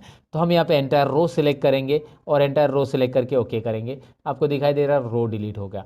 कंट्रोल प्लस ऐड होगा, कंट्रोल माइनस डिलीट होगा। अगर आपने रो सिलेक्ट करके रखा है तो रो ऐड होगा, और आपने कॉलम सिलेक्ट किया है तो कॉलम ऐड होगा कंट्रोल प्लस से, और रो सिलेक्ट करके रखा है कंट्रोल माइनस किया तो रो डिलीट होगा, और कॉलम सिलेक्ट करके रखा है और कंट्रोल माइनस किया तो कॉलम डिलीट होगा। ये शॉर्टकट की याद रखना है। वैसे उसके लिए alt I C insert column, ये एक शॉर्टकट की बनती है, और alt I R insert row, ये भी एक शॉर्टकट की बनती है, जो कि मैंने आपको बता दिया। अभी आप डिसाइड कर लो आपको कौन सी शॉर्टकट की यूज़ करनी है, अल्ट आई सी करनी है, अल्ट आई आर करना है, व्हाटएवर, या कंट्रोल प्लस माइनस करना है। ये तो हमने देख लिया कि रो और कॉलम कैसे इंसर्ट करते हैं। कहीं पे भी आपको 2-4 कॉलम इंसर्ट करने, आपको लगा कि यार यहाँ पे 5 कॉलम इंसर्ट करने, तो उसके आगे के 5 कॉलम सेलेक्ट कीजिए और कंट्रोल प्लस कीजिए, 5 कॉलम आपको मिलने वाले हैं ना। इंटरेस्टिंग। ये डेटा एंट्री के लिए याद रखिए दोस्तों, डेटा एंट्री में ये सारी चीज़ें यूज़ होती है। आपको उतने कॉलम सेलेक्ट करने हैं और कंट्रोल प्लस, उतने कॉलम ऐड होंगे, वो कॉलम आगे शिफ्ट हो जाएंगे। वैसे रो में भी है, आप इसमें 3 रो या 4 रो बीच में इंसर्ट करना चाहते हैं 2 नंबर के पहले, तो 2 से सिलेक्ट करना चालू कीजिए, 2 से सिलेक्ट 4 तक किया, control plus, control Z, undo, right. तो यहाँ पे आपको ये सारी चीज़ें समझ में आए कि कंट्रोल प्लस माइनस से कैसे रो इंसर्ट होता है। मैंने दरअसल ये रो इंसर्ट क्यों किया है, मुझे यहाँ पे टाइटल देना है, तो यहाँ पे स्टूडेंट रिकॉर्ड करके ये टाइटल है, तो मैंने स्टूडेंट रिकॉर्ड लिखा है। अब मैं इसे सिलेक्ट करूँगा यहाँ से यहाँ तक, जो कि आपको दिख रहा है। क्यों यहाँ से यहाँ तक सिलेक्ट करूँगा, ए से लेकर एम तक इसलिए सिलेक्ट करना है क्योंकि एम तक मेरा डेटा है, और इतना ही सिलेक्ट करना है, ऐसा पूरा रो नहीं सिलेक्ट करना है। बहुत सारे लोग गलती करते हैं, पूरे रो को सिलेक्ट कर लेते हैं। आपको पूरा रो नहीं करना है, मुझे ए से एम तक, सेल तक, मतलब ये सिलेक्ट करना है। इससे करूँगा क्या मैं आगे, क्योंकि ये टाइटल मुझे सेंटर में चाहिए, तो मैं यहाँ पे एक ऑप्शन रहता है जो कि होम टैब में होता है, मर्ज एंड सेंटर, इसे यूज़ करूँगा। मर्ज एंड सेंटर, ये डेटा मर्ज एंड सेंटर हो जाएगा। मर्ज एंड सेंटर में आपको दिखाई दे रहा है ये डेटा सेंटर में आ चुका है। अब इसे फॉर्मेटिंग भी हम कर सकते हैं। चलिए सबसे पहले मैं इसको ऐसा सेलेक्ट कर लेता हूँ और सबको ऑल बॉर्डर्स कर देता हूँ। ऑल बॉर्डर्स यहाँ पे आपको मिल जाता है। देखिए बॉर्डर्स बहुत अलग अलग टाइप के हैं, मैंने ऑल बॉर्डर्स किया है फिलहाल, तो ऑल बॉर्डर्स में ये सेल दिखाई दे रहा है। ये ऑल बॉर्डर्स करना क्यों ज़रूरी होता है, अगर आप ऑल बॉर्डर नहीं करेंगे तो भी डेटा रहेगा, लेकिन जब आप कंट्रोल पी करोगे प्रिंटिंग के लिए, तो ये ध्यान में रखिए, मैंने ये बॉर्डर किया है उतना ही डेटा दिखाई दे रहा है, मतलब डेटा दिख रहा है और बॉर्डर के साथ दिख रहा है। अगर मैं बॉर्डर नहीं करता, मैं अंडू कर देता हूँ, control Z undo, control P, now look at here, data तो है लेकिन उसके लाइंस नहीं आ रही, क्योंकि ये जो लाइंस होती है ये ग्रिड लाइंस होती है दोस्तों, और ये ग्रिड लाइंस बस यहाँ पे कैलकुलेशंस के लिए आपको डिस्प्ले होगी। प्रिंटिंग के लिए आपको ऑल बॉर्डर्स यहाँ पे रखना चाहिए। वैसे प्रिंटिंग के टिप्स भी मैं इसी ट्यूटोरियल में बताने वाला हूँ। अब प्रिंटिंग में क्या टिप्स रहेंगे मैं आपको यहाँ पे सिंपली दिखा देता हूँ। यहाँ पे आप देखेंगे कि परसेंटेज तो कॉलम तक ही आ रहा है, आगे के 2 कॉलम आ ही नहीं रहे, रिजल्ट और ग्रेड, जो कि हमने अभी निकाला नहीं वैसे, लेकिन यहाँ पे आप देख सकते हैं कि रिजल्ट और ग्रेड ये कॉलम के बाहर जा रहे हैं, एक छोटी सी डॉटेड लाइन दिख रही है। जब आप कंट्रोल पी करोगे तो ये डॉटेड लाइन यहाँ पे अपेयर हो जाती है, और प्रीव्यू आपको पता चलता है कि इसके इधर लेफ्ट साइड के जितने कॉलम है वही आने वाले, ये दोनों नहीं आने वाले। तो इसको कैसे फिट करेंगे आगे है दोस्तों, बने रहिएगा। फिलहाल तो आपको यहाँ पे पता चला कि टाइटल कैसे ऐड किया मैंने, और इसको चाहिए तो आप फिल कलर दे सकते हैं, you can fill the colour like this, और या फिर आपको नहीं लगता है कि यार ये फिल कलर को क्यों दे दे, तो इसको सिलेक्ट कीजिए और यहाँ पे आपको स्टाइल्स ऑप्शन मिल रहा है, जहाँ से आप डिफरेंट स्टाइल्स अप्लाई कर सकते हैं सेल के ऊपर। डायरेक्टली यहाँ पे स्टाइल अप्लाई हो रहा है, आप डायरेक्ट जो चाहिए वो स्टाइल अप्लाई कीजिए। लेकिन मैं रिकमेंडेशन करूँगा कि स्टाइल वगैरह अप्लाई करने से आप इसे टेबल में कन्वर्ट कीजिए। टेबल में कन्वर्ट कैसे करना है, तो यहाँ पे स्टाइल्स तो आप अप्लाई कर सकते हैं, लेकिन मैं आपको बताऊं कि इस डेटा को, ये टाइटल छोड़ दो, ये तो हमारा मर्ज एंड सेंटर टाइटल है, इस डेटा को हम टेबल में कन्वर्ट कर सकते हैं। टेबल में कन्वर्ट करने के लिए यहाँ पे आपको 2 ऑप्शंस रहते हैं, एक तो फॉर्मेट एज ए टेबल में से आप टेबल में कन्वर्ट कर सकते हैं, या फिर इंसर्ट में से यहाँ पे आता है टेबल ऑप्शंस। अब इस टेबल में कन्वर्ट करने के बेनिफिट होते हैं कि इस टेबल को नाम असाइन होता है और यहाँ पे फॉर्मूला जो भी हम एक बार देंगे वो बार बार देने की जरूरत नहीं। मैं आपको दिखाता हूँ क्या होगा टेबल में कन्वर्ट करने का बेनिफिट। चलिए प्रैक्टिकली देखते हैं। फॉर्मेट एज अ टेबल में जाते हैं, यहाँ पे जो भी डिज़ाइन आपको पसंद है यहाँ से आप डिज़ाइन पिक करिए। आपको लगा ये डिज़ाइन पसंद है, वो पूछ रहा है कि where is the data for your table, and नीचे आपको एक ऑप्शन भी पूछ रहा है my table has a headers. तो मैंने ऑलरेडी उसे चेक किया है कि मेरे टेबल को हेडर है, ऑलरेडी हेडर है ना, मैंने लिखा है सीरियल नंबर नेम, और मैंने यहाँ पे ये जो है मेन सेंटर हेडिंग वो नहीं लिया, याद रखिए वो लेने की ज़रूरत नहीं टेबल कन्वर्ट करते समय। टेबल में यहाँ पे मैंने इसे रेंज को ऑलरेडी डिफाइन किया था पहले से, तो इसलिए वो रेंज आ चुकी है। आप बदलना चाहते हो तो इसे दोबारा आप सिलेक्ट कर सकते हैं, ऐसे नीचे और बढ़ाना चाहते हैं टेबल में तो और भी बढ़ा सकते हैं, वैसे ज़रूरी नहीं, फिलहाल ओके कीजिए। ये दिखाई दे रहा है आपको, ये टेबल में कन्वर्ट हो चुका है। अब ये टेबल का बेनिफिट देखिए, एक तो कलर स्टाइल फॉर्मेटिंग अप्लाई हो चुका, दूसरा है कि यहाँ पे आपको एक ड्रॉप डाउन मिल रहा है जो कि फिल्टर अप्लाई हो रहा है। ये क्या होता है, डेटा फिल्टर करने का काम करता है। कैसे, मैं आपको दिखाऊंगा। फिलहाल तो आप यहाँ पे देखिए इसका बेनिफिट और क्या है। जैसे ही सपोज मैं यहाँ पे टोटल को हटा देता हूँ, डिलीट कर देता हूँ, राइट। अब मैं यहाँ पे अल्ट इज इक्वल टू, ये एक फॉर्मूला लगाता हूँ जो कि आपको पता है, अल्ट इज इक्वल टू, और ये फॉर्मूला ऑटोमेटिक टेबल 2 में सब्जेक्ट 1 टू सब्जेक्ट 3 बता रहा है, ऑटोमेटिक वो बताएगा, वो उसके हिसाब से फॉर्मूला टेबल के हिसाब से एंटर करना है। एंटर करने के बाद आपको यहाँ पे ड्रैग करने की ज़रूरत नहीं पड़ेगी, राइट। सिंपल है ना, ड्रैग करने की बिल्कुल ज़रूरत नहीं। अच्छा एक और चीज़, आप यहाँ पे 6 नंबर ऐड करोगे ना तो टेबल में ऑटोमेटिक ऐड हो जाएगा वो, और आगे के फॉर्मूलाज जो है ना वो आपको फिर से देने की ज़रूरत नहीं है। यहाँ पे पूरे फॉर्मूलाज ऑटोमेटिक आएंगे, बस आपको टाइप करने हैं उनके मार्क्स, नाम भी टाइप करना है। फिलहाल मैंने नाम नहीं लिया, लेकिन मैं यहाँ पे कुछ मार्क्स टाइप कर देता हूँ। जैसे यहाँ पे मार्क्स टाइप करा तो आगे उसके फॉर्मूलाज बनते आपको दिखाई दे रहा है। ये टेबल का बेनिफिट होता है, डेटा ऑटोमेटिकली, यहाँ पे फॉर्मूलाज वगैरह दोबारा देने की ज़रूरत नहीं है। इतना ही नहीं, टेबल के वैसे बहुत सारे बेनिफिट्स हैं। फिलहाल तो आपको मैंने बताया कि टेबल आपको फॉर्मेटिंग देता है रेडीमेड कैसे, और ये आपको यहाँ पे समझ में आया होगा। तो टेबल को अगर रिमूव करना है, बहुत सारे लोगों का ये सवाल भी रहता है कि टेबल मैंने अप्लाई किया, अभी मुझे नहीं चाहिए टेबल, ये फॉर्मेटिंग नहीं चाहिए, तो आप टेबल को रिमूव भी कर सकते हैं। इसके लिए आपको टेबल के लिए यहाँ पे एक टैब आता है, जब आप टेबल इंसर्ट करते हो तो एक डिज़ाइन टैब आता है। डिज़ाइन टैब में यहाँ पे एक ऑप्शन रहता है convert to range, convert to range. तो कन्वर्ट टू रेंज पे आप क्लिक कीजिए, और do you want to convert this table into the normal range, yes, ये हमें नॉर्मल रेंज में कन्वर्ट करना है, हमें नहीं चाहिए टेबल में, तो उसका फिल्टर हट जाएगा लेकिन फॉर्मेटिंग नहीं हटेगा। अब आपकी बारी है कि फॉर्मेटिंग भी हटाना है, आपको डेटा नहीं हटाना है, बस फॉर्मेटिंग हटाना है।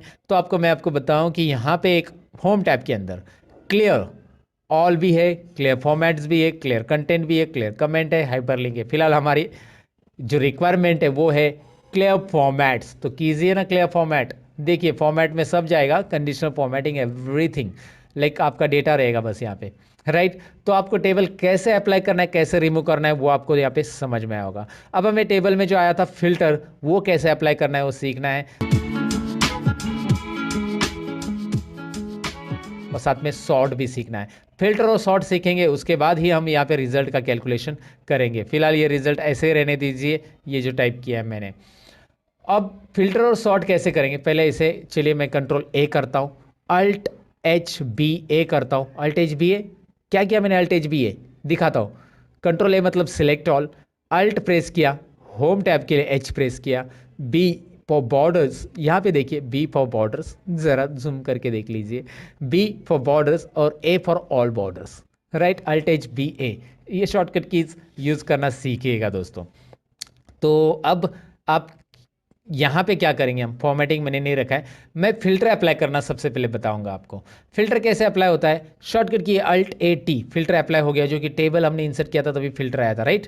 सो अल्ट ए टी से यहाँ पे फिल्टर अप्लाई होता है, अल्ट ए टी दोबारा फिल्टर रिमूव करने के लिए, alt A T apply, alt A T remove, right. So alt A T से होता है, या डेटा में यहाँ पे आपको ऊपर फिल्टर ऑप्शन दिखाई दे रहा है, डेटा में फिल्टर ऑप्शन पे क्लिक कीजिए, आपको फिल्टर मिल जाता है, remove filter. Okay, home tab में भी फिल्टर है, हाँ दोस्तों, यहाँ पे देखिए होम टैब में राइट कॉर्नर में आपको सॉर्ट और फिल्टर ऑप्शन दिखाई देता है, जिसमें नीचे फिल्टर ऑप्शन दिखाई दे रहा है, जिस पे क्लिक करके आप यहाँ पे फिल्टर ले सकते हैं। तो आप फिल्टर सीख रहे हैं, डेटा के अंदर फिल्टर कैसे अप्लाई करना है ये तो देखा, लेकिन फिल्टर काम कैसे करेगा, यहाँ पे देखिए नेम ऑफ स्टूडेंट में आप चाहते हैं कि मुझे ए और बी का रिकॉर्ड दिखे, तो मैंने उस ड्रॉप डाउन पे फिल्टर का जो ड्रॉप डाउन एरो आता है नीचे, डाउन एरो, उस पर क्लिक किया, और यहाँ पे बी और सी का, मतलब जो भी स्टूडेंट का देखना चाहते हैं, अनचेक किया सबको, और बी और सी का रिकॉर्ड चेक कर दिया। अब सबको अनचेक किया, बी और सी को चेक किया, तो बी और सी का रिकॉर्ड आपको दिखाई देगा। सिंपल है ना, बहुत सिंपल है। आपको बस यहाँ पे सिलेक्ट ऑल करना है तो सिलेक्ट ऑल, सभी का रिकॉर्ड आएगा। आप यहाँ पे क्लिक कीजिए और जो रिकॉर्ड आपको चाहिए यहाँ से आप रख सकते हैं। चलिए एक काम कर देते हैं, हम यहाँ पे कुछ नाम मैं लिखता हूँ। तो यहाँ पे मैंने कुछ नाम लिखे और नाम के अकॉर्डिंग मैं फिल्टर करना चाहता हूँ। यहाँ पे है टेक्स्ट फिल्टर्स, नाम के अकॉर्डिंग फिल्टर करने के लिए। टेक्स्ट फिल्टर्स में क्या करना है आपको, देखिए इक्वल टू है, डज नॉट इक्वल टू है, बिगिंस विथ है, एंड्स विथ है, कंटेंट्स विथ है। तो इस फिल्टर को डिटेल में जान लेते हैं। चलिए सबसे पहले मैं इक्वल लेता हूँ। इक्वल लूंगा तो मैं यहाँ पे तो इक्वल टू में सबसे पहले मैं यहाँ पे नाम टाइप करूंगा अजय वर्मा। अजय वर्मा जो है वो यहाँ पे फिल्टर होके आएगा, मतलब अजय वर्मा ही रहेगा, बाकी सब गायब। यहाँ पे आपको ऑप्शन आएगा फिल्टर के अंदर clear filter from name of student, तो क्लियर कीजिए फिल्टर को। और आप अगर आगे चाहते हैं, जैसे यहाँ पे डज नॉट इक्वल टू, तो वो नाम लिखा तो उसको छोड़ के बाकी के सब आ जाएंगे, राइट। बिगिंस विथ लेते, चलिए begins with A. Begins with A मतलब ए नाम के आ रहे हैं सभी, ए नाम से जिनका शुरुआत हो रहा है वो सभी आ रहे हैं। So clear filter. अगर आप मैं यहाँ पे देखना चाहता हूँ बिगिंस विथ आर, तो आर आ जाएगा जो भी है। एंड्स विथ चाहिए, एंड्स विथ ए, तो यहाँ पे ए नाम से एंड होने वाले देखिए कौन कौन है, 3 लोग हैं, राइट। सो आपको ये फिल्टर कैसे काम कर रहा है डेफिनेटली समझ में आ रहा होगा कि यहाँ पे begins with, and with, contents with. अब कंटेंट्स विथ में जैसे शर्मा नाम के 2 लोग हैं, तो जितने भी शर्मा नाम के लोग हैं, शर्मा सभी के सभी आ जाएंगे। चलिए हाजिर हो शर्मा, हाजिर हो गए। ओके, सो कैसे किया मैंने समझ में आया होगा आपको, मतलब एक्सेल ने सब दिया है रेडीमेड, मैंने बस वहाँ पे टाइप किया और आ गया। Does not contains, Sharma surname की नहीं दिखनी चाहिए, तो शर्मा टाइप कीजिए, बाकी सब आ जाएंगे। शर्मा को गायब कर दीजिएगा, शर्मा जी गए, सभी शर्मा जी गए, बस अभी वर्मा जी है, काले जी है, बाकी सब जी है। सब्जी मीन्स सब्जी, सब लोग है जी। ओके, तो यहाँ पे आपको ये समझ में आया होगा कि भाई फिल्टर काम कर रहा है टेक्स्ट के ऊपर। वैसे नंबर के ऊपर करता है क्या, ज़रूर करेगा। नंबर्स के ऊपर आप यहाँ पे अनचेक चेक कर सकते हैं। साथ में नंबर फिल्टर में भी वही चीज़ें जो कंडीशनल फॉर्मेटिंग में हमने देखी थी कि मुझे लेस देन ये वाले नंबर चाहिए, वो वाले चाहिए, ग्रेटर देन वाले चाहिए, टॉप 10 चाहिए, तो मैं लेस देन यहाँ पे लेता हूँ। और यहाँ पे कैसे कि लेस देन मुझे 150 के नीचे वाले लोग चाहिए। चलिए 150 के नीचे वाले ये है, इनके मार्क्स सबसे कम है, तो ये मैंने आपको यहाँ पे दिखाया। 150 के नीचे वाले कैसे करना है, मैंने अंडू किया, फिल्टर हटाने के लिए अंडू भी कर सकते हैं यहाँ पे, क्योंकि अभी अभी अप्लाई किया है। तो सो यहाँ पे less than, equal to, between, ये सारी चीज़ें आपको एक बार ज़रूर ट्राई करनी चाहिए। आप एक्सेल बिगिनर्स हो तो इसकी प्रैक्टिस आपको ज़रूर करनी चाहिए फिल्टर की। वैसे ही आप यहाँ पे रिजल्ट के लिए भी कर सकते हैं। यहाँ पे छोटी मोटी चीज़ें हैं जैसे पास और फेल, तो आपको पास वाले देखने हैं, फेल वाले नहीं, तो पास वाले दिखाओ, फेल वाले देखने, पास वाले नहीं, तो वो आप करो। जो आपको यहाँ पे मर्जी है वो फिल्टर के साथ कर सकते हैं। फिल्टर रिमूव करने के लिए अल्ट ए टी शॉर्टकट की है, हटा दो, अल्ट ए टी दोबारा प्रेस करो, फिल्टर अप्लाई हो जाएगा। सो इस तरह से हमने फिल्टर को जान लिया। अब फिल्टर के बाद बारी है सॉर्ट की। अब सॉर्ट होता क्या है दोस्तों, सॉर्ट यानी कि डेटा को असेंडिंग और डिसेंडिंग ऑर्डर में लाना।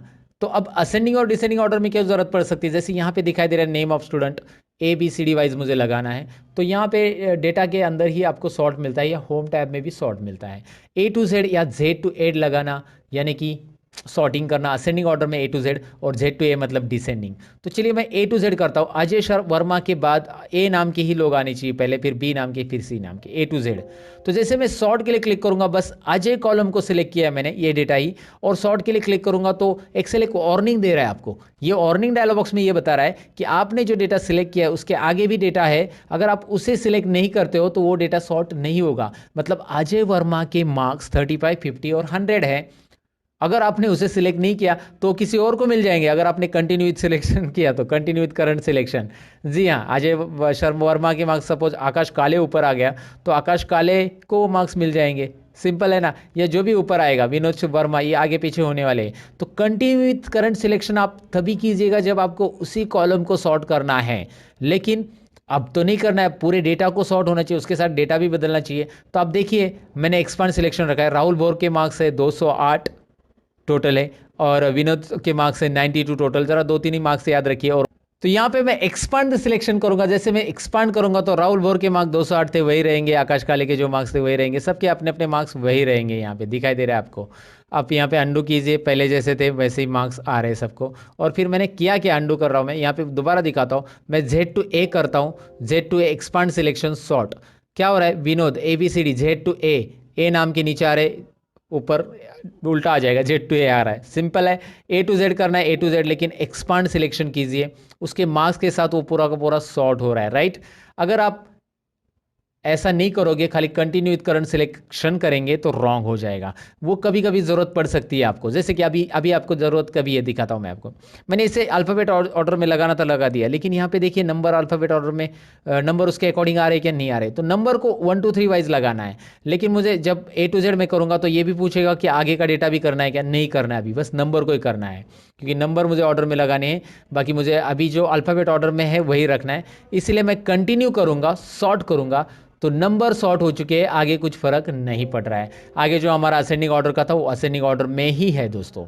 तो ये सिंपल चीज़ें या सिंपल बातें आपको समझ में आएगी सॉर्ट से रिलेटेड। सॉर्ट इतना ही नहीं, सॉर्ट में मैंने आपको अल्फ़ाबेट वाइज बताया, आप नंबर वाइज भी देख सकते हैं। मुझे टॉपर यहाँ पे निकालना है, जैसे राहुल भोर ये टॉपर है तो ये ऊपर आना चाहिए 208 नंबर का। मैं क्या करूँगा, टॉपर ऊपर लाने के लिए मैं यहाँ पे Z to A यानी कि largest to smallest number Z to A, तो Z to A लिया मैंने, और यहाँ पे मैं करूँगा एक्सपांड सिलेक्शन सॉर्ट। देखिए ये आप होम टैब से भी कर सकते हैं। होम टैब में यहाँ पे देखिए क्या आ रहा है, जैसे आप नंबर सिलेक्ट करें तो यहाँ पे largest to smallest, smallest to largest. अगर आप यहाँ पे टेक्स्ट सिलेक्ट करते हो ना तो यहाँ पे एक्सेल ऑटोमेटिक बताएगा कि भाई A to Z और Z to A, राइट, यहाँ से भी कर सकते हैं। अब हमारी बारी है आगे का टॉपिक जानने की, वो है कस्टम सॉर्ट। ये भी काफ़ी इंटरेस्टिंग है कस्टम सॉर्ट दोस्तों। तो चलिए, सॉर्ट में असेंडिंग डिसेंडिंग तो हमने सीखा, लेकिन सॉर्ट में यहाँ पे एक और ऑप्शन रहता है, जैसे कि मैंने आपको होम टैब में दिखाया था, वो है सॉर्ट। यहाँ पे आप देख सकते हैं, आई मीन कस्टम सॉर्ट। यहाँ पे आप देख सकते हैं कस्टम सॉर्ट ऑप्शन है। अब इसे कैसे करेंगे, इसके लिए मैंने यहाँ पे एक और शीट 2 में डेटा लिया है जो कि आपको दिखाई दे रहा है। अब मैं करूँगा क्या, यहाँ पे मैंने डिपार्टमेंट लिखा है, शॉर्ट में लिखा है डिपार्टमेंट, आप ऐसा पूरा भी लिख सकते हैं। चलिए मैंने लिख दिया। तो अब मुझे करना क्या है कि ये डिपार्टमेंट वाइज सॉर्ट करना है, यानी कि सेल्स और परचेस को अरेंज करना है ये डिसेंडिंग ऑर्डर में, यानी कि सेल्स ऊपर आना चाहिए और परचेस नीचे। डिसेंडिंग ऑर्डर में ऐसे होगा ना, क्योंकि P पहले आता है अल्फ़ाबेट और S बाद में आता है। और इसके डिसेंडिंग ऑर्डर में जो सेल्स के अंदर अलग अलग लोकेशन है वो असेंडिंग में चाहिए, यानी कि यहाँ पे सेल्स का अहमदनगर जो है ये पहला आना चाहिए असेंडिंग ऑर्डर में, A अल्फ़ाबेट से ये स्टार्ट हो रहा है, या सेल्स का फिर उसके बाद मुंबई बाद में आना चाहिए और फिर सेल्स का नागपुर आना चाहिए। तो मतलब ये कॉलम चाहिए डिसेंडिंग ऑर्डर में, ये कॉलम चाहिए असेंडिंग ऑर्डर में, और ये सेल्स के अंदर असेंडिंग होगा। कैसे मैं आपको दिखाऊंगा, रिजल्ट आप देखेंगे तो समझ में आएगा। सबसे पहले तो मुझे इस डेटा को सिलेक्ट करना होगा। अगर आपने ये कॉलम सिलेक्ट करके ही डेटा में जाकर ये कस्टम सॉर्ट वाला लिया, यही है कस्टम सॉर्ट आपका ये ऑप्शन, तो इस पर क्लिक किया तो यहाँ पे वो पूछेगा कि आपने डेटा सिलेक्ट नहीं किया है, क्या करना है आपको, डेटा पूरा सिलेक्ट करना है, यस एक्सपांड सिलेक्शन, राइट। तो ऑटोमेटिकली वो डेटा पूरा सिलेक्ट कर रहा है। ऊपर से यहाँ पे देखिए इस डायलॉग बॉक्स में क्या है, my data has header already check है, दिखाई दे रहा है ना, ये तो चेक रहना ही चाहिए क्योंकि हमारे डेटा को हेडर ऑलरेडी है। जैसे serial number, name of employee, department and location, ये हमारे हेडर है। उसके बाद उसने यहाँ पे कुछ add level, delete level, copy level और ऑप्शंस आपको दिए हैं। फिलहाल तो आपको और एक लेवल ऐड करनी है, लेकिन पहले इस लेवल को हम लोग यहाँ पे डिपार्टमेंट वाइज क्या करेंगे, उसको Z to A करेंगे। देखिए इस डायलॉग बॉक्स में मैंने किया क्या है, मुझे डिपार्टमेंट वाइज डिसेंडिंग ऑर्डर में चाहिए, इसलिए क्योंकि सेल्स ऊपर रहना चाहिए सभी सेल्स के रिकॉर्ड, और उसके बाद उसके नीचे परचेस क्या आनी चाहिए, इसलिए department wise Z to A। लेकिन ऐड लेवल कीजिए, ऐड लेवल करने के बाद यहाँ पे आपको और एक लेवल ऐड करने के लिए मिलती है, जो कि देन बाय में आप ऐड कर सकते हैं।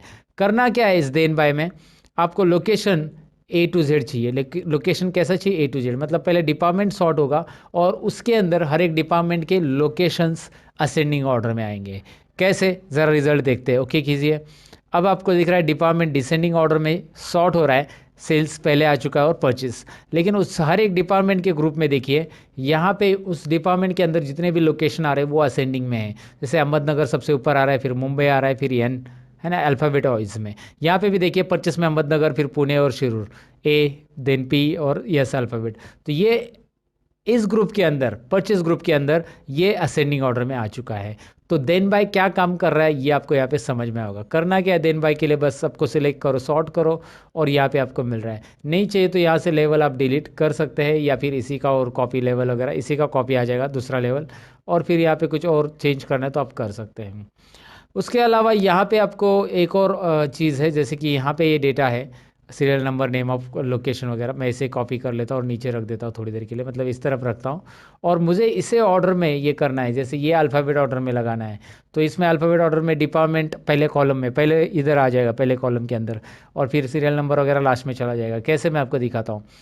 ये हॉरिजॉन्टल डेटा सॉर्ट करने के लिए करना क्या है, सॉर्ट में दोबारा जाइए, ऑप्शंस में जाइए, ऑप्शंस में देखिए यहाँ पे ऑप्शन आ रहा है आपको सॉर्ट लेफ्ट टू राइट, और ऊपर केस सेंसिटिव भी है, मतलब अल्फ़ाबेट कैपिटल वाले पहले होंगे फिर स्मॉल वाले बाद में आएंगे, केस सेंसिटिव रखेंगे तो वो आपके ऊपर है, केस सेंसिटिव रखना है नहीं रखना है। सॉर्ट करते हैं लेफ़्ट टू राइट और उसके बाद ओके करते हैं। यहाँ पे मैंने कॉलम रो ही नहीं सिलेक्ट किया, रो नंबर 9 में डेटा है या 10 में, 10 में डेटा है हमारा, रो नंबर 10 में डेटा है, यहाँ पे रो सिलेक्ट करना पड़ेगा हमें A to Z। 10 में A to Z हो रहा है, डिपार्टमेंट, लोकेशन, नेम ऑफ सिर दिखाई दे रहा है आपको। तो आपको हॉरिजॉन्टल डेटा सॉर्ट करना है तो आपको कस्टम सॉर्ट के अंदर यहाँ पे ऑप्शंस दिया गया है, राइट। और कैपिटल स्मॉल, पहले कैपिटल वाले चाहिए सब, तो कैपिटल स्मॉल का भी यहाँ पे केस सेलेक्ट कर सकते हैं, केस सेंसिटिव भी सॉर्ट यहाँ पे होता है दोस्तों। तो आपको सॉर्ट यहाँ पे डेफिनेटली समझ में होगा सॉर्ट कैसे करना है, सॉर्ट में असेंडिंग डिसेंडिंग और कस्टम सॉर्ट होता क्या है, सारी चीज़ें मैंने यहाँ पे एक्सप्लेन की है। अब हम आते हैं शीट 1 में, जहाँ पे हमारा कुछ चीज़ें बाकी है, जैसे कि यहाँ पे रिजल्ट और ग्रेड कैलकुलेट करना है। तो अब ईप फॉर्मूला हम सीखने वाले हैं।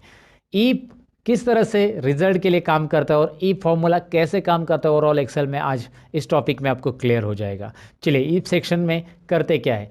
सबसे पहले तो यहाँ पे हम ट्रैक करेंगे कि हमारे पास सब्जेक्ट कितने हैं, सब्जेक्ट 1, सब्जेक्ट 2, सब्जेक्ट 3। तीनों सब्जेक्ट में अगर किसी भी एक सब्जेक्ट में, तीनों में से किसी भी एक सब्जेक्ट में अगर वो 35 से कम है तो वो स्टूडेंट फेल हो जाएगा। ये हमारा क्राइटेरिया। क्राइटेरिया क्या है, ध्यान से देखिए। हमारी कंडीशन ऐसी है कि सब्जेक्ट 1 में या सब्जेक्ट 2 में या सब्जेक्ट 3 में कहीं पे भी वो फेल है तो स्टूडेंट फेल है। अगर तीनों सब्जेक्ट में उनको 35 से ज़्यादा है, जैसे यहाँ पे आपको सब्जेक्ट 1 में दिख रहा है 35 से ज़्यादा है, सब्जेक्ट 2 में भी और 3 में भी है, तो तीनों में भी 35 और 35 से ज़्यादा है तो वो पास है।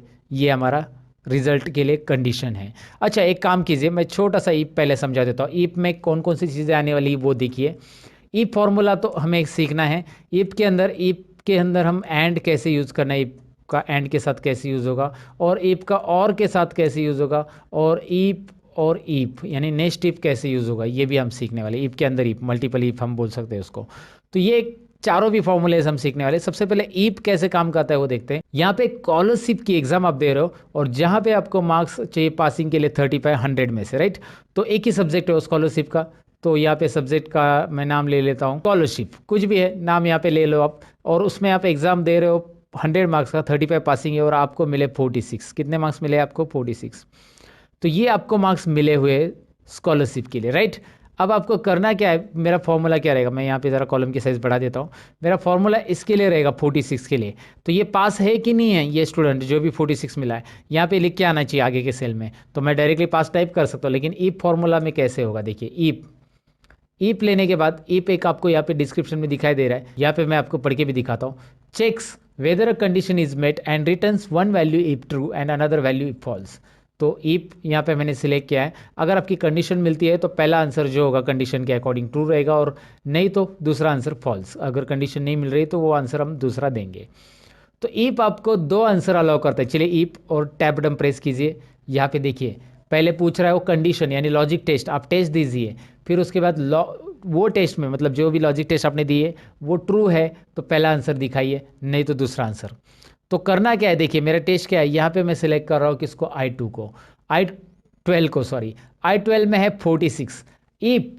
If I12 cell is greater than equal to 35, मतलब 35 और उससे ज़्यादा है तो I12 सेल में 35 और उससे ज़्यादा है तो ये हमारी कंडीशन है। कंडीशन देते समय आप ये ऑपरेटर्स यूज़ कर सकते हैं, greater than equal to, less than equal to वगैरह। अगर ज़्यादा है तो क्या होगा, कोमा, पहला आंसर ये रहेगा पास। देखो डबल इन्वर्टेड कोमा में आपको लिखना है। ईप के अंदर जो भी टेक्स्ट आप लिखते हो वो डबल इन्वर्टेड कोमा में आ जाएगा।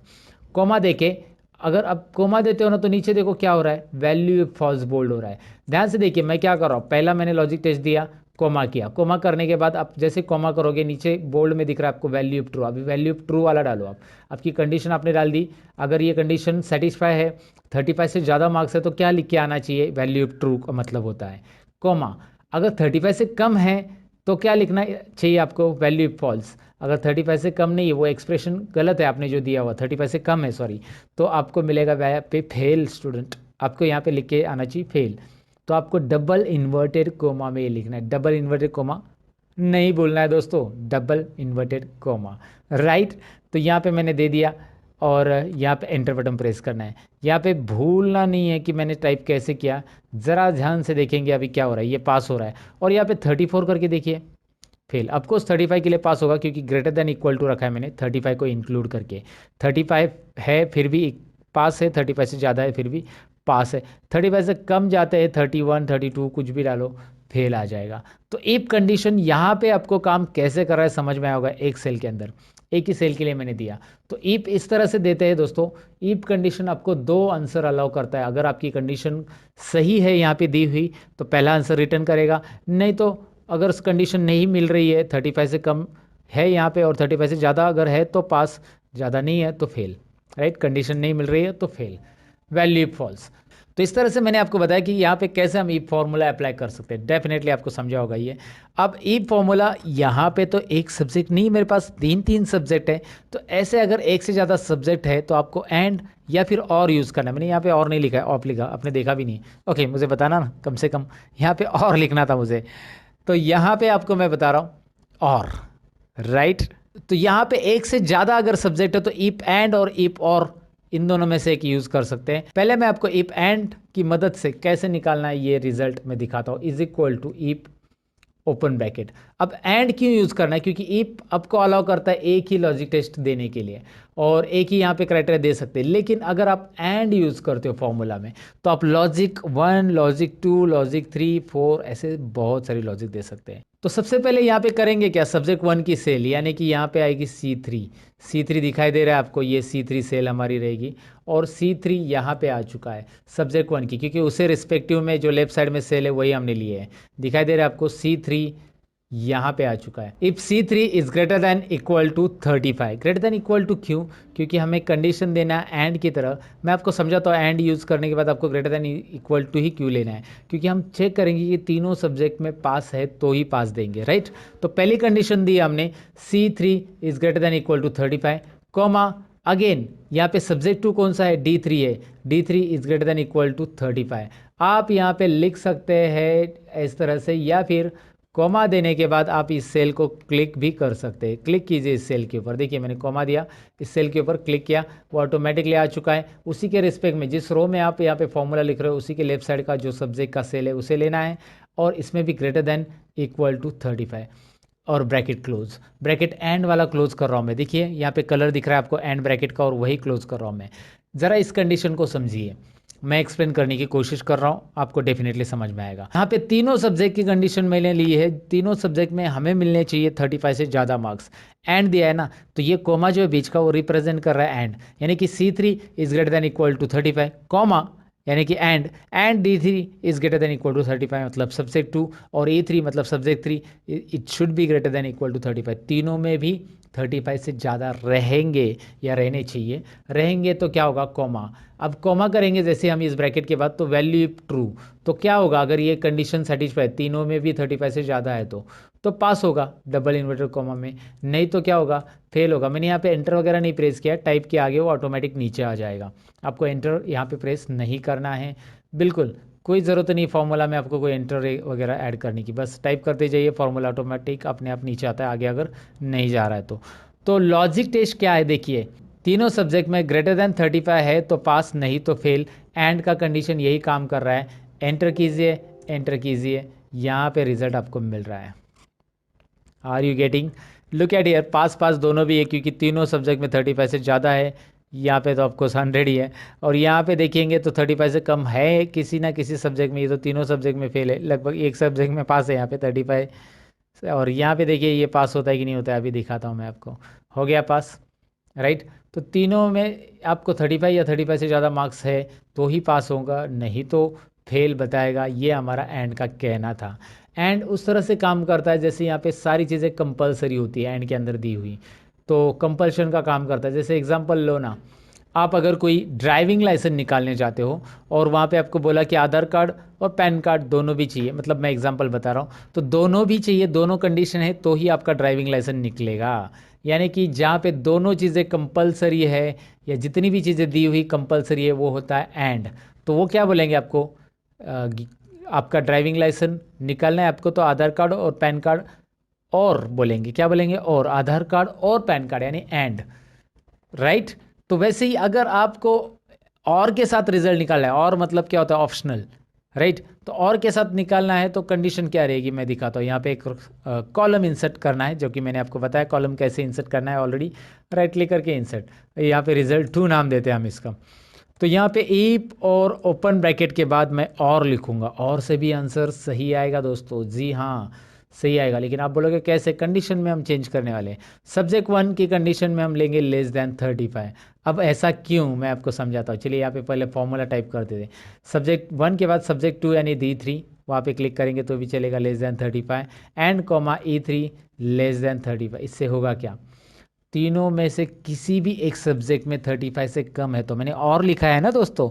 और का मतलब यहाँ पे होता है कोई भी एक सब्जेक्ट में 35 से कम है तो वो सब्जेक्ट 1 में चेक करेगा 35 से कम है तो डायरेक्टली वो रिजल्ट शो करेगा, या सब्जेक्ट 2 में चेक करेगा 35 से कम मिला तो डायरेक्ट रिजल्ट शो करेगा, और सब्जेक्ट 3 में भी चेक करेगा। तीनों में से किसी, तीनों में भी 35 से कम नहीं रहने चाहिए, ऐसा नहीं कि तीनों में भी, तीनों में से किसी भी एक में, क्योंकि और लिखा है हमने एंड नहीं लिखा है, तो तीनों में से किसी भी एक में अगर 35 से कम है तो कॉमा डबल इन्वर्टेड कॉमा में फेल, और फिर कॉमा डबल इन्वर्टेड कॉमा में पास। यहाँ पे एक भी कॉमा नहीं मिस करना है, नहीं तो फॉर्मूला कॉमा में चला जाएगा। हमेशा की तरह मजाक कर रहा हूँ, लेकिन यहाँ पे मैं आपको बताऊँ कि कॉमा भूलना नहीं है दोस्तों। फेल और पास कैसे निकाला ये रिजल्ट आपको दिखाई दे रहा है। चलिए मैं आपको दिखाता हूँ आंसर क्या आता है इसका। एंटर कीजिए and have a look this. क्या हो रहा है देखिए, पास है, और मैं इस फॉर्मूला को यहाँ पे ड्रैग करूँगा। नाउ यू कैन सी, यहाँ पे दिखाई दे रहा है जैसे यहाँ पे आ रहा था एंड के साथ आंसर, वैसे ही यहाँ पे आ रहा है। Got it. कोई डिफ़िकल्टी नहीं है दोस्तों, इसे निकालने में कोई प्रॉब्लम नहीं आएगा। आप इस फॉर्मूला को ज़रा ध्यान से समझने की कोशिश कीजिए, रट्टा मत मारिएगा, रट्टा मारने से कुछ मतलब नहीं होता है। एंड क्या काम करता है, और वैसे काम करता है जैसे आप एक वोटिंग कार्ड निकालने गए और वहाँ पे बोला कि यार आपके पास आधार कार्ड है, वो बोला, आपने बोला नहीं। आपके पास पैन कार्ड है, तो चलो लाओ पैन कार्ड से बना देते हैं, आपने बोला है तो पैन कार्ड से भी बनेगा या आधार कार्ड, दोनों में से एक है। मतलब सभी चीज़ें कंपलसरी नहीं है, ऑप्शनल है। आधार कार्ड नहीं है तो पैन कार्ड दिखाओ, पैन कार्ड नहीं तो राशन कार्ड दिखाओ, ऐसे आपको बोला गया है। तो यहाँ पे ऑप्शनल चीज़ें आती है, तो यहाँ पे वही मैंने किया कि C3 में जाकर वो चेक करेगा 35 से कम है क्या, है तो डायरेक्ट फेल बताएगा, आगे की कंडीशन उसे चेक करने की ज़रूरत नहीं है, क्योंकि ये और है दोस्तों। और D3 में चेक करेगा 35 से कम है क्या, है तो डायरेक्टली फेल बताएगा, नहीं तो फिर E3 में चेक करेगा, E3 में 35 से कम है तो है तो फेल बताएगा, तीनों में भी नहीं है तो डायरेक्टली क्या बताएगा, वो पास बताने वाला है, क्योंकि ये सेटिस्फाई नहीं हो रहा है। राइट। तो इस तरह से ईफ एंड और ईफ और ईफ काम करता है। बस अभी ईफ में एक और चीज़ सीखना है जिससे हम ग्रेड निकालने वाले हैं, यानी कि नेक्स्ट ईफ।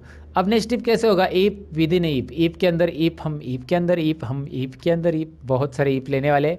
वैसे हम कितने ईफ लिख सकते हैं, वैसे 100 ईफ भी लिखेंगे तो भी चलेगा, लेकिन मैं आपको बताऊँ कि एक्सेल 2019 के अंदर नया फॉर्मूला आया है। ईफ को बार बार लिखने से अच्छा आप एक ही बार लिखिए, उसका नाम है इफ्स, और उसके लिए वीडियोस मैंने बनाए थे एक्सेल 2019 में, कौन से नए फॉर्मूला है, उसका लिंक डिस्क्रिप्शन में, अगर आप इंटरेस्टेड हो तो ज़रूर वीडियो देख लेना दोस्तों।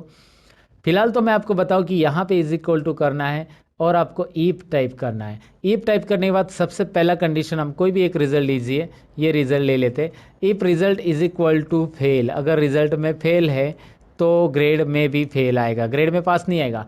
If result is equal to fail then result अगर फेल है तो ग्रेड भी फेल है, ये समझ लेना। पहली कंडीशन हमने दे दी कि रिजल्ट फेल है तो ग्रेड फेल है। अगर रिजल्ट फेल नहीं है तो पास ट्रैक करने की ज़रूरत नहीं, ऑटोमेटिक फेल नहीं है तो कॉमा कीजिए, यानी कि यहाँ पे आपके पास ईफ में दो आंसर रहते हैं, फेल है तो फेल, फेल नहीं है तो क्या आंसर आएगा, फेल नहीं है तो if open bracket, if open bracket के अंदर लॉजिक टेस्ट देंगे हम इस ग्रेड के लिए।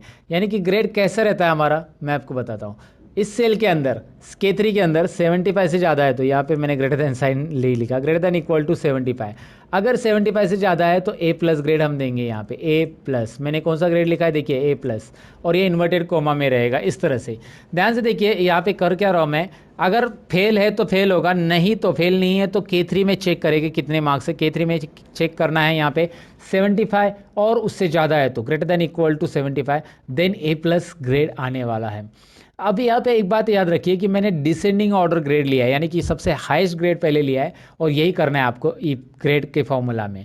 तो ग्रेड के फॉर्मूला में क्या करना है, पहले 75 चेक कीजिए, अगर 75 से ज़्यादा नहीं है तो अब कोमा दीजिए, कोमा देने के बाद दोबारा ईफ आएगा, ईफ ओपन ब्रैकेट, और हम K3 की दोबारा सेलेक्ट करेंगे, K3 greater than equal to, इस बार हम 60 चेक करेंगे, 60 है तो तो कौन सा ग्रेड देंगे, देखिए ध्यान से 60 है तो यहाँ पे हम ए ग्रेड देंगे, लेकिन हमने एक ही आंसर दिया है वैल्यू इफ ट्रू वाला। वैल्यू इफ फॉल्स वाला आंसर हम यहाँ पे देंगे, दूसरा इफ लेंगे, वैल्यू इफ फॉल्स की जगह हम दूसरा इफ लेंगे और यहाँ पे हम क्या लिखेंगे, देखिए फिर से लॉजिक टेस्ट K3, मतलब एक इफ के अंदर दूसरा इफ कैसे मैं कर रहा हूँ, देखिए K3 is greater than equal to 50, अगर 50 या 45 लेते हैं, 45 से ज़्यादा है तो सी ग्रेड। तो पहला आंसर हमने जैसे लिखा सी ग्रेड, इसका यहाँ पे दिख रहा है वैल्यू इफ ट्रू, पहला आंसर इस इफ का लॉजिक टेस्ट ये है, और कॉमा, और जैसे दूसरा आंसर लिखना है और एक इफ ऐड करेंगे हम, if open bracket K3 is greater than equal to 35 है तो कौन सा ग्रेड, यहाँ पे गलती कर दी मैंने, यहाँ पे होना चाहिए सी ग्रेड और वहाँ पे होना चाहिए बी ग्रेड, ये हमारी थोड़ी सी गलती होगी, यहाँ पे मिस्टेक हम यहाँ पे सुधार लेते हैं। चलिए देर आए दुरुस्त है, राइट। तो यहाँ पे A+A B और सी ग्रेड मैंने लिखा। आप लगा यार इतना बड़ा फॉर्मूला, आप ऐसा सोचो मत बिल्कुल। ये फॉर्मूला क्या है मैं आपको बताता हूँ। ये फॉर्मूला रिपीट है, ये फॉर्मूला दिख रहा है यहाँ से यहाँ तक, यही कॉपी करके यहाँ पे फिर से रखा गया है, बस दिखाई दे रहा है। बस आपको चेंज करना है ग्रेड यहाँ पे, और ग्रेड और मार्क्स चेंज करने, कंडीशन चेंज करना है। बाकी यहाँ पे ब्रैकेट कितने क्लोज होंगे ये सब देखने की ज़रूरत नहीं है, चिंता करने की ज़रूरत नहीं है। एंटर कीजिए, एक्सेल ऑटोमेटिक ब्रैकेट क्लोज कर रहा है, यहाँ पे इस बॉक्स में दिख रहा है एक्सेल ऑटोमेटिकली ब्रैकेट यहाँ पे क्लोज कर रहा है। यस, तो यहाँ पे ब्रैकेट को यस करेंगे और आंसर आ रहा है। चलिए देखते हैं अकॉर्डिंग टू दैट परसेंटेज के हिसाब से, जो फेल है फेल के लिए फेल, और जो परसेंटेज यहाँ पे दिखाई दे रहे हैं उसके हिसाब से उसको मार्क्स आए हैं कि नहीं आए, आए हैं। इसे हम नेक्स्ट टिप बोलते हैं दोस्तों। इसकी ज़रा प्रैक्टिस आपको करनी ज़रूरी है, और जितनी रिपीट आप इसके प्रैक्टिस करोगे उतना ईप आप डीपली समझते जाओगे कि ईप के अंदर लॉजिक टेस्ट होता क्या है, पहला आंसर क्या होता है, दूसरा आंसर क्या होता है, नेक्स्ट टिप लिया कैसे गया है, यहाँ पे क्यों लिया गया है, ये सारी चीज़ें आपको समझ में आएगी। तो ज़रूर ईप का एक बार प्रैक्टिस कीजिए। हमारा ग्रेड तक हमारा हो गया है। अब नेक्स्ट पॉइंट की तरफ बढ़ते हैं।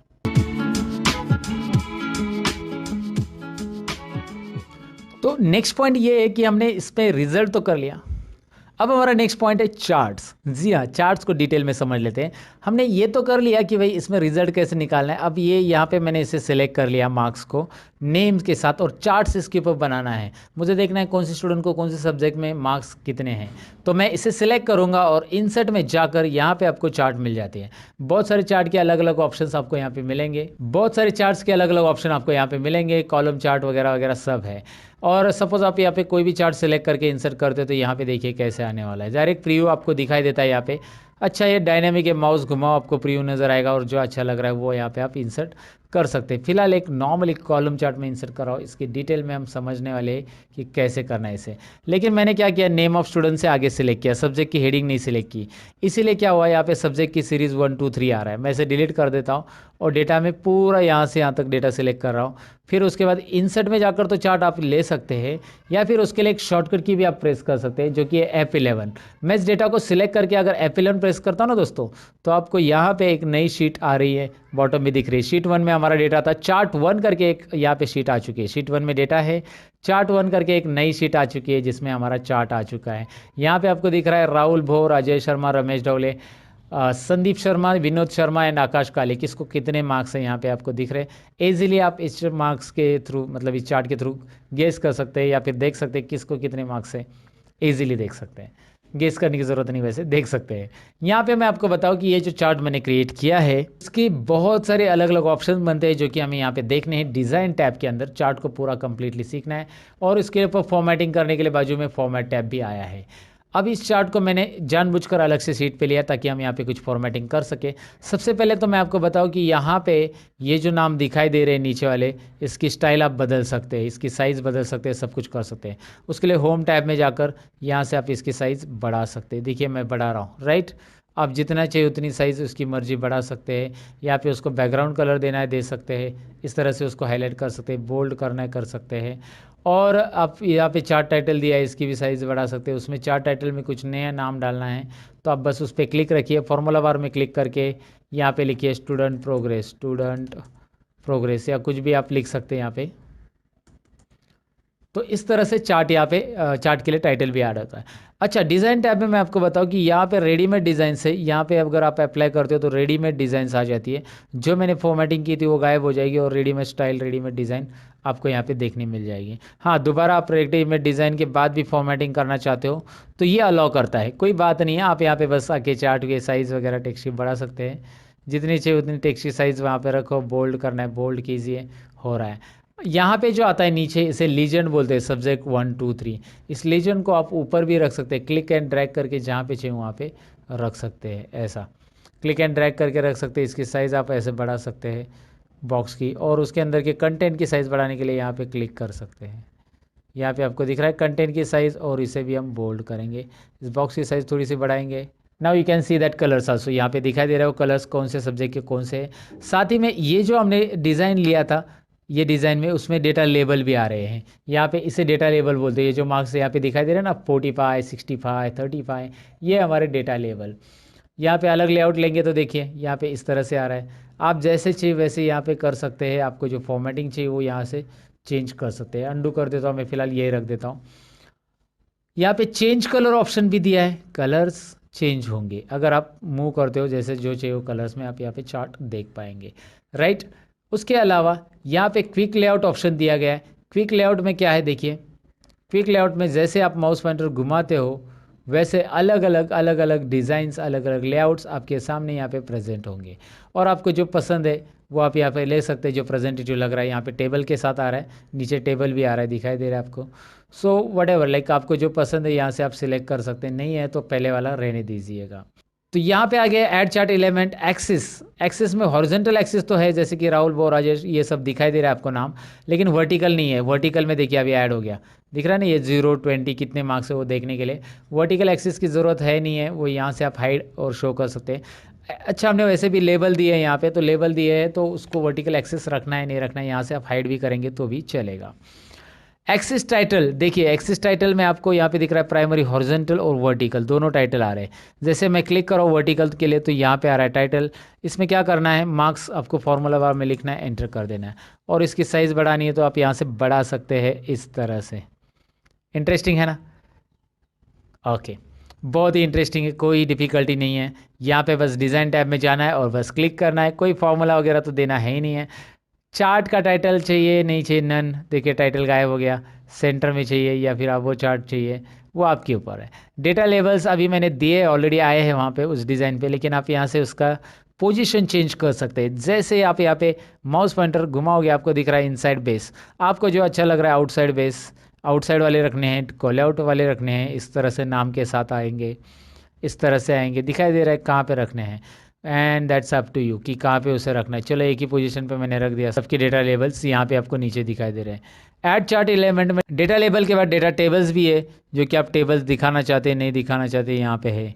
विथ लीजन विदाउट लीजन है, यानी कलर्स नीचे आते हुए दिखाई देंगे। देखो नीचे जैसे इसमें लिखा विथ लीजन तो नीचे लीजन की के साथ आ रहे, नो लीजन कलर के साथ नहीं आ रहे।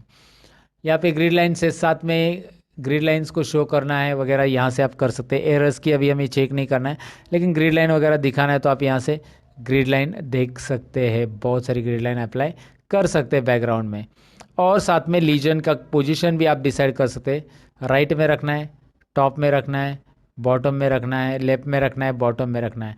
यहाँ पे लीजेंट आपको दिखाई दे रहा है, जैसे मैं मूव कर रहा हूँ, राइट में चाहिए तो राइट में, टॉप में चाहिए तो टॉप में। ये लीजेंट हम बोलते हैं इसे। इसे आप माउस से ड्रैग करके भी रख सकते हैं। तो ये चार्ट के एलिमेंट है, बेसिक लेवल पे इसे देखना है, सीखना है। क्विक लेआउट के बारे में मैंने आपको बताया है, ये चार्ट की डिज़ाइन बताई। यहाँ पे है स्विच रो को स्विच करना है। वाह, इंटरेस्टिंग है ना।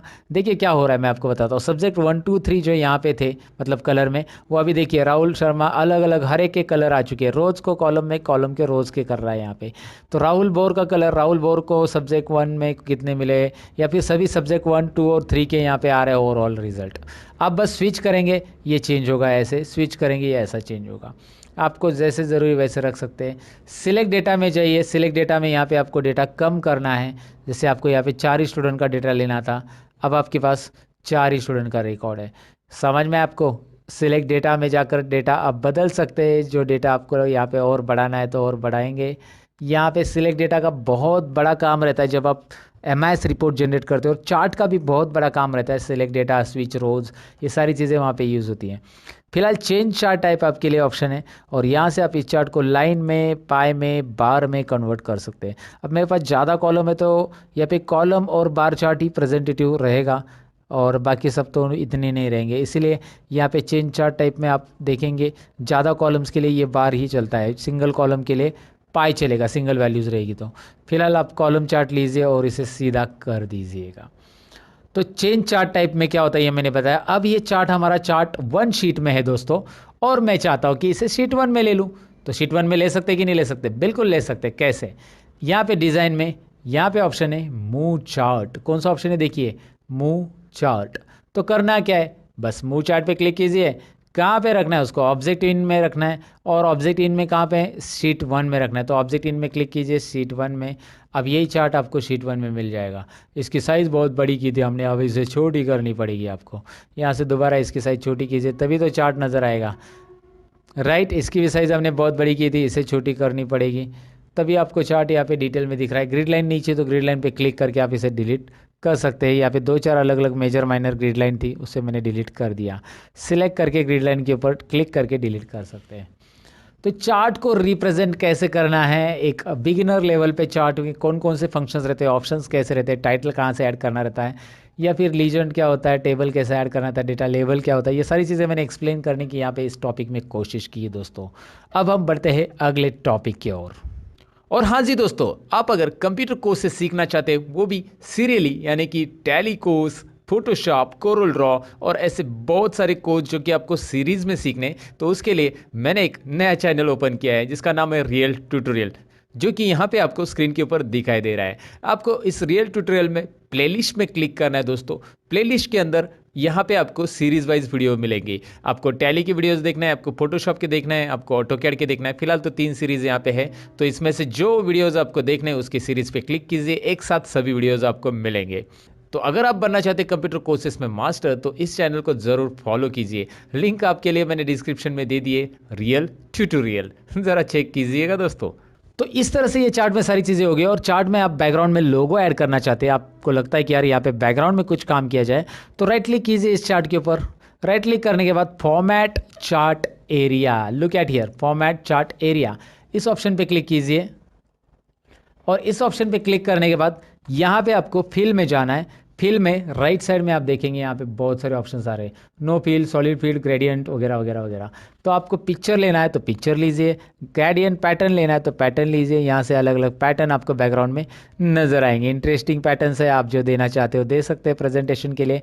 आप चाहते हैं ऑटोमेटिक तो ऑटोमेटिक आ जाएगा। पैटर्न फिल चाहिए, पिक्चर एंड टेक्सचर चाहिए, यहाँ से फाइल ऑप्शन है जहाँ से हम अपनी कंपनी का लोगो भी ऐड कर सकते हैं। अगर आपके पास कंपनी का लोगो वगैरह है तो बैकग्राउंड में ऐड कर सकते हैं।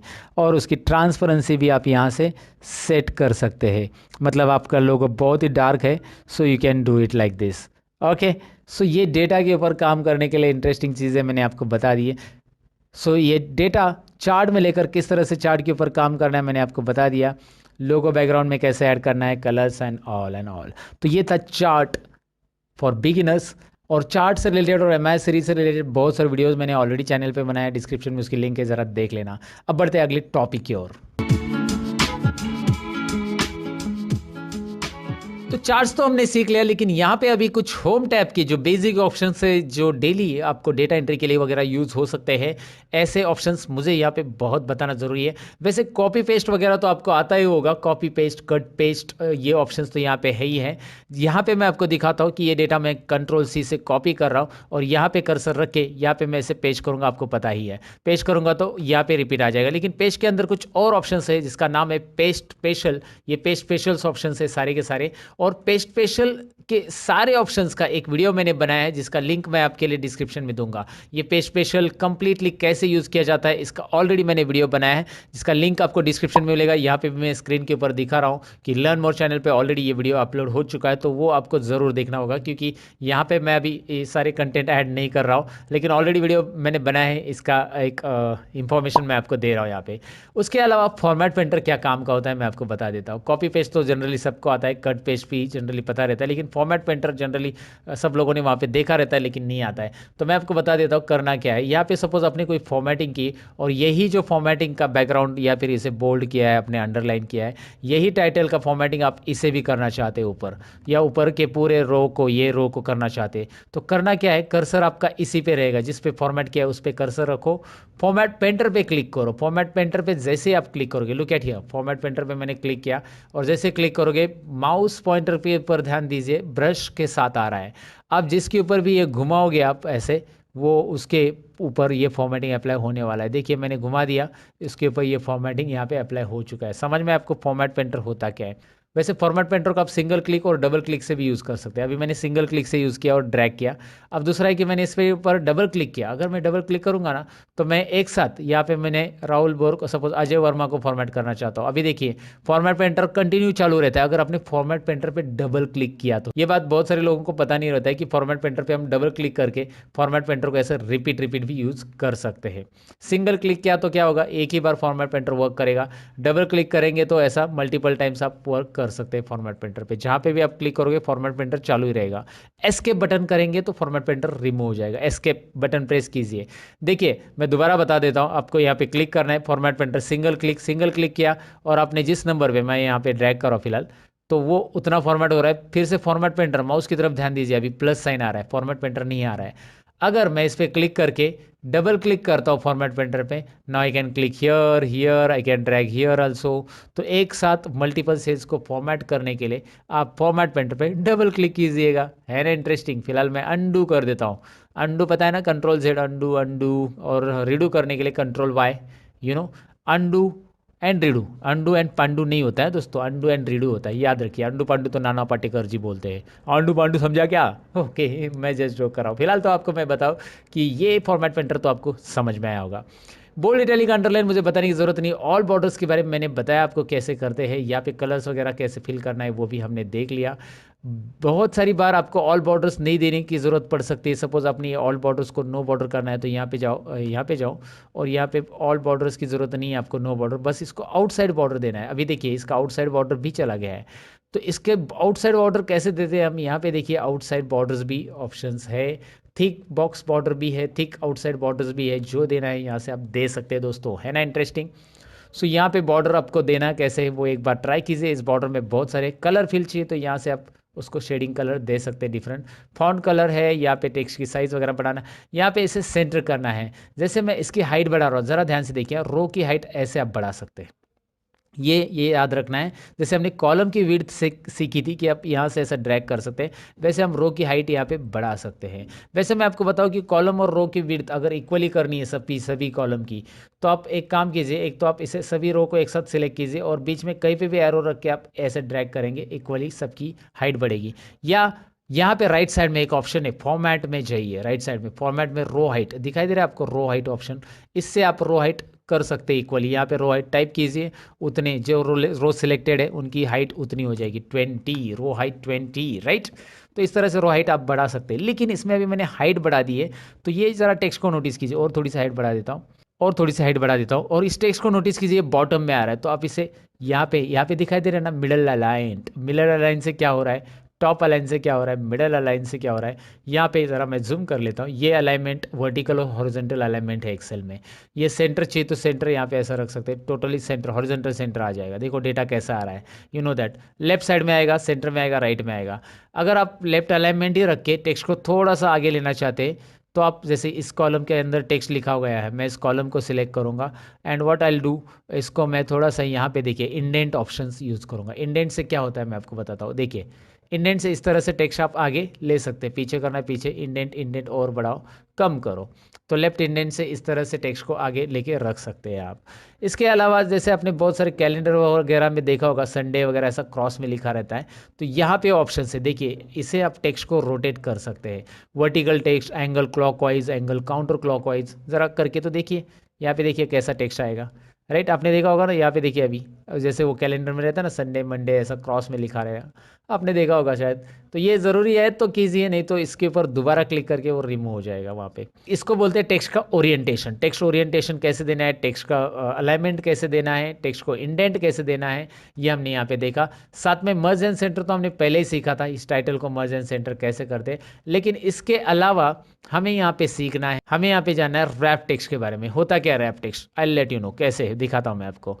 सबसे पहले सपोज यहाँ पे एक एग्जांपल लो कि नेम ऑफ स्टूडेंट का जो रो हाइट है ना, वो मैंने थोड़ा सा यहाँ पे ऐसा कम करके रख दिया अभी। Okay, so name of student में मैंने यहाँ पे एक चीज़ बढ़ा दी, जैसे मैंने नेम ऑफ टैली स्टूडेंट और एक्सेल स्टूडेंट ऐसा बढ़ा दिया। अब ये आगे जा रहा है, लेकिन मैं इसकी कॉलम की विड्थ नहीं बढ़ाना चाहता हूँ, जो कि हम यहाँ से डबल क्लिक करके बढ़ा सकते हैं, आपको पता है। मैं चाहता हूँ इसे रैप टेक्स्ट करना। रैप टेक्स्ट से क्या होता है देखिए, वाह इंटरेस्टिंग है ना। Wrap text wrap text wrap text wrap text, मैं क्लिक करूँगा रैप टेक्स्ट पे तो ऐसे आ जाता है। रैप टेक्स्ट निकाल देंगे तो ऐसा आता है। अगर आप चाहते कि यार लिखते समय ये नीचे आ जाए तो लिखते समय भी आएगा। जैसे आप यहाँ पे लिख रहे हो, डबल क्लिक करो, फिलहाल मैं इसके ऊपर मैंने डबल क्लिक किया, अल्ट और एंटर बटन प्रेस करूंगा मैं। अल्ट और एंटर दोस्तों, अल्ट और एंटर करेंगे तो ऐसा नीचे आ सकता है। अल्ट और एंटर लिखते समय ही आ सकता है। अल्ट और एंटर ये रैप टेक्स्ट की तरह ही काम करता है, और रैप टेक्स्ट यहाँ पे आप कर सकते हैं डायरेक्टली वैसे भी। सो रैप टेक्स्ट ये डेटा एंट्री के लिए याद रखो, कॉलम की साइज जब आपके एडजस्ट नहीं हो रही है तो आप इस तरह से कर सकते हैं, राइट। सो रैप टेक्स्ट के बारे में मैंने आपको बताया, मर्ज and centre you know that already. अब अच्छा एक बात और, यहाँ पे अगर मैं डेटा के अंदर, वैसे डेटा के अंदर बहुत सारी चीज़ें, लेकिन मैं यहाँ पे नीचे लिखते जाऊँगा डेटा, तो ऊपर हेडिंग तो चला गया मेरा, तो मुझे ये नहीं पता चलेगा कि यार ये सब्जेक्ट 1 है, 2 है या 3 है। बार बार मुझे ऊपर जाके देखना पड़ेगा ना सब्जेक्ट, अगर मैं नीचे लिखते जा रहा हूँ तो ऐसे समय में मैं चाहता हूँ कि ये ऊपर के 2 रो जो है, ये एक और ये 2 रो, ये ऊपर फिक्स रहे और परमानेंट रहे, फ्रीज रहे। उसको फ्रीज बोला जाता है एक्सेल में। तो उसके लिए हमें करना क्या है, तो यहाँ पे कर्सर रखना है 3 नंबर रो पे। कर्सर कहाँ पे रखा है मैंने, देखिए मुझे जो रो लॉक करना है उसके नीचे के रो पे कर्सर रखना है, मुझे ऊपर के रो फिक्स करने हैं। उसके लिए एक व्यू में ऑप्शन दिया है, ज़रा इसे ध्यान से देखिए। व्यू के अंदर यहाँ पे एक फ्रीज पेन्स ऑप्शन है, फ्रीज पेन्स। फ्रीज करेंगे हम, किसको फ्रीज करेंगे, उसने पूछा है कि टॉप रो एक ही करना है या फर्स्ट कॉलम करना है, लेकिन मुझे फ्रीज पेन्स ही करना है क्लिक डायरेक्टली, क्योंकि मैंने ऑलरेडी लोकेशन दे दिया कि 3 नंबर रो पे मैंने कर्सर रखा है। तो फ्रीज पेन्स मैंने ऑन किया तो यूल नोटिस यहाँ पे एक लाइन आएगी, वो अभी मैंने बॉर्डर दिया इसलिए यहाँ पे समझ में नहीं आ रहा है, लेकिन आपको एक लाइन नज़र आएगी एक्स्ट्रा, या फिर आप डाउन एरो प्रेस करते जाओ, you will find out the changes क्या हो रहे दिखाई दे रहा है आपको। मैं नीचे स्क्रॉल करते जा रहा हूँ और अलग अलग रो में मैं स्क्रॉल कर रहा हूँ तो भी टाइटल हेडिंग वही की वही रह रही है, क्योंकि मैंने उसे फ्रीज किया। और नहीं चाहिए तो आप इसे अनफ्रीज भी कर सकते हैं। वैसे आप कॉलम के लिए भी कर सकते हैं, राइट साइड में अगर आप जा रहे हो ऐसे तो आप उतने कॉलम, अभी मुझे 1 नंबर कॉलम यहाँ पे दिखना चाहिए, मैं 1 नंबर का डेटा टाइप कर रही हूँ 2 नंबर का, तो मैं इधर बी कॉलम में कर्सर रख दूंगा और यहाँ पे फ्रीज पेन्स में जाकर फ्रीज पेन्स ऑन करूँगा। अब इससे होगा क्या, मैं ऐसे राइट में जाऊँगा तो भी 1 नंबर कॉलम दिख रहा है ना आपको, वो सीरियल नंबर का, वो वहाँ पे ही रहेगा, राइट। और बॉटम में आऊँगा तो भी ये आपको दिखाई देगा, क्योंकि मैंने फ्रीज पेन्स B2 या B3 सेल से समथिंग किया है, तो वो पूरा का पूरा यहाँ पे फ्रीज हो चुका है। और मुझे निकालने के लिए अनफ्रीज यहाँ पे करना होगा, अनफ्रीज ऑप्शन फ्रीज की जगह ही आ जाता है। सो ये एक डेटा एंट्री के लिए या डेटा टाइप करते समय याद रखना है, जब आपको डेटा टाइप करना है तो फ्रीज पेन्स और अनफ्रीज पेन ज़रूरी है। अगर आप एक्सेल में बेसिक चीज़ें नहीं जानते ऐसा कुछ, तो फिर मुश्किल हो जाएगा आपके लिए। अब यहाँ पे कुछ चीज़ें और है जो कि हैं नंबर फॉर्मेट में, होम टैब के अंदर से यहाँ पे आपको दिखाई दे रहा है नंबर फॉर्मेट में। जब कभी भी आप डेट लिखते हो एक्सेल के अंदर, ये सारे लोगों से गलती हो जाती है, सारे लोगों से ये प्रॉब्लम होता है। और यहाँ पे डेट लिखने के बाद में, अभी मैं इसके कॉलम की साइज़ बढ़ा देता हूँ नहीं तो वो दिखाई नहीं देगा, बाद में मैं यहाँ पे कोई नंबर टाइप करता हूँ 35, तो वो ऐसा आ रहा है, अरे नंबर ही नहीं ले रहा है, तो यहाँ पे वो डेट फॉर्मेट में कन्वर्ट हो चुका है। तो आपके लिए तरीका ये है कि आप यहाँ पे क्लिक करो और उसे नंबर फॉर्मेट में कन्वर्ट करो। नंबर फॉर्मेट में क्या करना है आपको, कन्वर्ट, तो ये नंबर में दिखाई देगा ना। और आप चाहते हो उसे जनरल फॉर्मेट में रखो जिसमें डेसिमल प्लेसेस ना आए, तो जनरल फॉर्मेट में रखो। जनरली हम जनरल फॉर्मेट में रखते हैं जब कोई नंबर ऑटोमेटिक टाइप करते तो। और डेसिमल के साथ नंबर, करेंसी, यहाँ पे बहुत सारे डेट फॉर्मेट वगैरह आपको दिखाई दे रहे हैं। अच्छा, अगर आपने डेट लिखी और वहाँ पे नंबर आ रहा है तो वहाँ पे आपको करना क्या है, यहाँ पे जैसे मैं आपको दिखाता हूँ, यहाँ पे मैंने लिखा 20/2 और 2019 ऐसा कुछ भी लिख दिया, राइट। अब मैं जब इसे यहाँ पे कन्वर्ट कर देता हूँ, ज़रा मैं देखा जनरल फॉर्मेट में, तो इस तरह से नंबर आ रहा है। अगर कभी ऐसा नंबर फॉर्मेट में कुछ आ गया तो आप उसे नंबर फॉर्मेट की जगह इसे डेट फॉर्मेट में कन्वर्ट कर सकते हैं इजीली। तो उसके लिए करना क्या है, आपको बस यहाँ पे करना है शॉर्ट डेट या लॉन्ग डेट, शॉर्ट डेट या लॉन्ग डेट यहाँ पे आसानी से आप कर सकते हैं नंबर फॉर्मेट को डेट फॉर्मेट में कन्वर्ट करने के लिए। वैसे मैं आपको शॉर्टकट की बताऊँ तो कंट्रोल शिफ्ट यहाँ पे हैश, ये आप डेट फॉर्मेट में कन्वर्ट कर सकते हैं। कंट्रोल शिफ्ट 1 नंबर फॉर्मेट में हो जाता है, कंट्रोल शिफ्ट 2 टाइम फॉर्मेट में हो जाएगा, कंट्रोल शिफ्ट टिल्ड यहाँ पे जनरल फॉर्मेट में होगा, कंट्रोल शिफ्ट टिल्ड 1 2 3, ये याद रखिए 1 2 3 कंट्रोल शिफ्ट के साथ ये अलग अलग फॉर्मेट में आपको कन्वर्ट करने के लिए देता है, राइट। कंडीशनल फॉर्मेटिंग वैसे हमने सीख लिया है कैसे करना है, मैंने बताया है। और फॉर्मेट एज कैसे है, ये टेबल होता है, ये भी मैंने आपको दिखाया। यहाँ से आपको अलग अलग स्टाइल्स मिल जाती है जो कि आप अप्लाई कर सकते हैं, ये भी मैंने बताया था। इंसर्ट में यहाँ पे इंसर्ट शीट रोज भी आता है, जैसे आप यहाँ पे रो इंसर्ट करना चाहते हो तो मैंने वैसे भी आपको बताया है। रो कंट्रोल प्लस से इंसर्ट होता है, कंट्रोल माइनस से डिलीट होता है, यहाँ से भी इंसर्ट और डिलीट ऑप्शन है आपके लिए। और फॉर्मेट में आप रो और कॉलम की साइज एडजस्ट करने के लिए है ही। कैसे करना है मैंने सारी चीज़ें यहाँ पे बता दी है आपको। और ऊपर से मैंने आपको बताया था कि क्लियर में जाकर क्लियर फॉर्मेट से क्या होगा। देखिए यहाँ पे फॉर्मेटिंग अगर नहीं चाहिए तो आप क्लियर कर सकते हैं, मुझे नहीं चाहिए फॉर्मेटिंग, सो क्लियर में जाइए, क्लियर फॉर्मेट्स, फॉर्मेट जाएगा, क्लियर ऑल मतलब पूरा क्लियर हो जाएगा, क्लियर कंटेंट्स मतलब खाली कंटेंट और कमेंट लिखी होगी या हाइपर लिंक दिया रहेगा तो वो क्लियर हो जाएगा। क्लियर ऑल कर दूंगा मैं तो इस तरह से हो रहा है, राइट। सो क्लियर कंटेंट करना है तो कंटेंट कीजिएगा, इस तरह से आप इसे क्लियर कर सकते हैं, राइट। और फिल सीरीज़ के बारे में तो मैंने बताया था स्टार्टिंग में कि आप फिल सीरीज़ कैसे कर सकते हैं। यहाँ पे भी है फिल सीरीज़ ऑप्शन की डाउन फिल कैसे होगा ऑटोमेटिकली, वो दिया है वहाँ पे।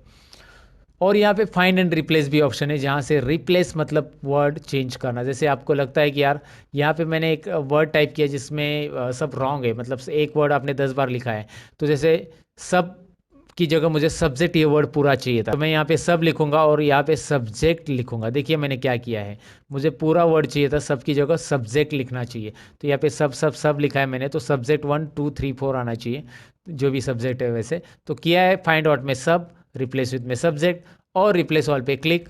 Now you can see replacement क्या काम करता है। सो फाइंड एंड रिप्लेस भी है, कोई वर्ड ढूंढना है तो फाइंड कर सकते हैं और यहाँ से आप फाइंड डायलॉग बॉक्स आपको मिल जाता है। तो ये मैंने होम टैब यहाँ पे कवर करने की कोशिश की है कि कैसे कुछ करना है एक्सेल के अंदर, क्या क्या चीज़ें होती है यहाँ पे मैंने डिटेल में एक्सप्लेन करने की कोशिश की है। ये एक्सेल बिगिनर्स के लिए वीडियो है दोस्तों, और इसमें प्रिंटिंग लास्ट ऑप्शन है हमारा, और प्रिंटिंग हम देखते हैं प्रिंट कैसे किया जाता है एक्सेल के अंदर, and then will finish it. और ये बिगिनर्स के लिए एक्सेल है, इसीलिए मैंने इतनी ही चीज़ें कवर की। एक्सेल इतना ही नहीं है, बहुत कुछ है। तो एक्सेल जो बिगिनर के बाद सीखना चाहते हैं उसके लिए एक ट्यूटोरियल आएगा बड़ा सा, जिसमें मैं बहुत सारी चीज़ें और एक्सप्लेन करूंगा एक्सेल के अंदर, जो कि उसके लिए आपको थोड़ा इंतजार करना पड़ेगा। लेकिन आगे का टॉपिक सीख के जाइएगा कि प्रिंट कैसे करते हैं। प्रिंट करने के लिए control P, right, control P किया तो यहाँ पे प्रिंट आ जाता है, ऐसा ऐसा प्रिंट आ रहा है। एक काम करते हैं, मैं यहाँ पे ज़रा थोड़ा सा डेटा को अरेंज कर देता हूँ। पहले प्रिंट करने के लिए यहाँ पे मैं डेटा को एक काम कर देता हूँ, पूरा नॉर्मल जैसे डेटा था पहले, जैसा रखा था डेटा मैंने वैसे लाता हूँ यहाँ पे। उसके लिए करना क्या है, बस आपको कंट्रोल जेड ही तो बटन प्रेस करते जाना है। कंट्रोल जेड बटन प्रेस करते जाएंगे तो यहाँ पे आपको डेटा मिल जाएगा। मैंने अंडू कर दिया पूरा का पूरा। फिलहाल इस चार्ट की मुझे ज़रूरत नहीं, मैं इसे डिलीट कर देता हूँ, और यहाँ पे लिखा हुआ एक्स्ट्रा कंटेंट भी मैं डिलीट करता हूँ। अब देखिए मैं कंट्रोल पी करूँगा तो यहाँ पे आपको ये प्रिंट में बॉर्डर के साथ, मैंने बॉर्डर दिया है इसको, इसलिए बॉर्डर के साथ आ रहा है। अगर आपने बॉर्डर नहीं दिया तो बॉर्डर नहीं आएगा, आपको मैंने स्टार्टिंग में बताया था। अब यहाँ पे मैं आपको बताऊँ कि चलो कंट्रोल पी में हम इसमें आ चुके हैं, कंट्रोल पी स्क्रीन के अंदर यहाँ पे। लेकिन आपको दिखाई दे रहा है कि यार काउंट तक ही डेटा आ रहा है, काउंट तक, काउंट के आगे भी डेटा है मेरा। यहाँ पे देख सकते हैं ना एक्सेल में काउंट के आगे भी है, लेकिन यहाँ पे एक डॉटेड लाइन आ रही है जो कि पिन की बाउंड्री या पेज की साइज़ बता रही है कि पेज यहाँ तक ही है, डॉटेड लाइन। ये कंट्रोल पी बटन प्रेस करने के बाद आपके भी एक्सेल में दिखाई देगी कि यहाँ तक का ही प्रिंट होगा। तो आगे का डेटा का क्या, मैं इसको डबल क्लिक करके एडजस्ट कर सकता हूँ, या कंट्रोल ए करके, कंट्रोल ए और यहाँ पे alt H O I press का तो auto fit column width, column की विड्थ जो है ऑटोमेटिक जितनी रिक्वायर्ड है उतनी आ जाएगी। तो कंट्रोल पी करो, अभी एवरेज तक डेटा आ गया है। चलिए एवरेज में भी थोड़ा सा काम कर देते, हम यहाँ पे प्रिंटिंग के लिए और थोड़ा सा काम सेटल करना पड़ेगा हमें डेटा को प्रॉपरली। डेसिमल प्लेसेस हम यहाँ पे कम कर देते हैं, और यहाँ पे भी अल्ट एच ओ आई करने के बाद ये भी कम हो गया। अब आपको दिखाई दे रहा है रिजल्ट 1 रिजल्ट 2 तक आ रहा है, ग्रेड नहीं आ रहा है। तो ऐसे में क्या करेंगे हम आगे, हमें इसे एक ऑप्शन यहाँ पे मिल जाता है, और यहाँ पे है पोर्ट्रेट की जगह आप इसे लैंडस्केप कीजिए। लैंडस्केप करते ही पेज का हॉरिजेंटल व्यू आ जाएगा। और यहाँ पे जितने चाहे और कॉलम आपकी मर्जी और भी ऐड कर सकते हैं। लेकिन आप चाहते हैं कि नहीं नहीं नहीं, लैंडस्केप में रो कम आएंगे, पोर्ट्रेट ही चाहिए, वर्टिकली डेटा चाहिए, तो रखिए यहाँ पे एक ऑप्शन है राइट कॉर्नर में, शो मार्जिन, ये दिख रहा है आपको मार्जिन ऑप्शंस। तो इस पे क्लिक कीजिए, शो मार्जिन लाइन आएगी और इसे थोड़ा बहुत एडजस्ट कर सकते हैं आप, ऐसे इस मार्जिन को कम कीजिए, वो ग्रेड अंदर आ जाएगा।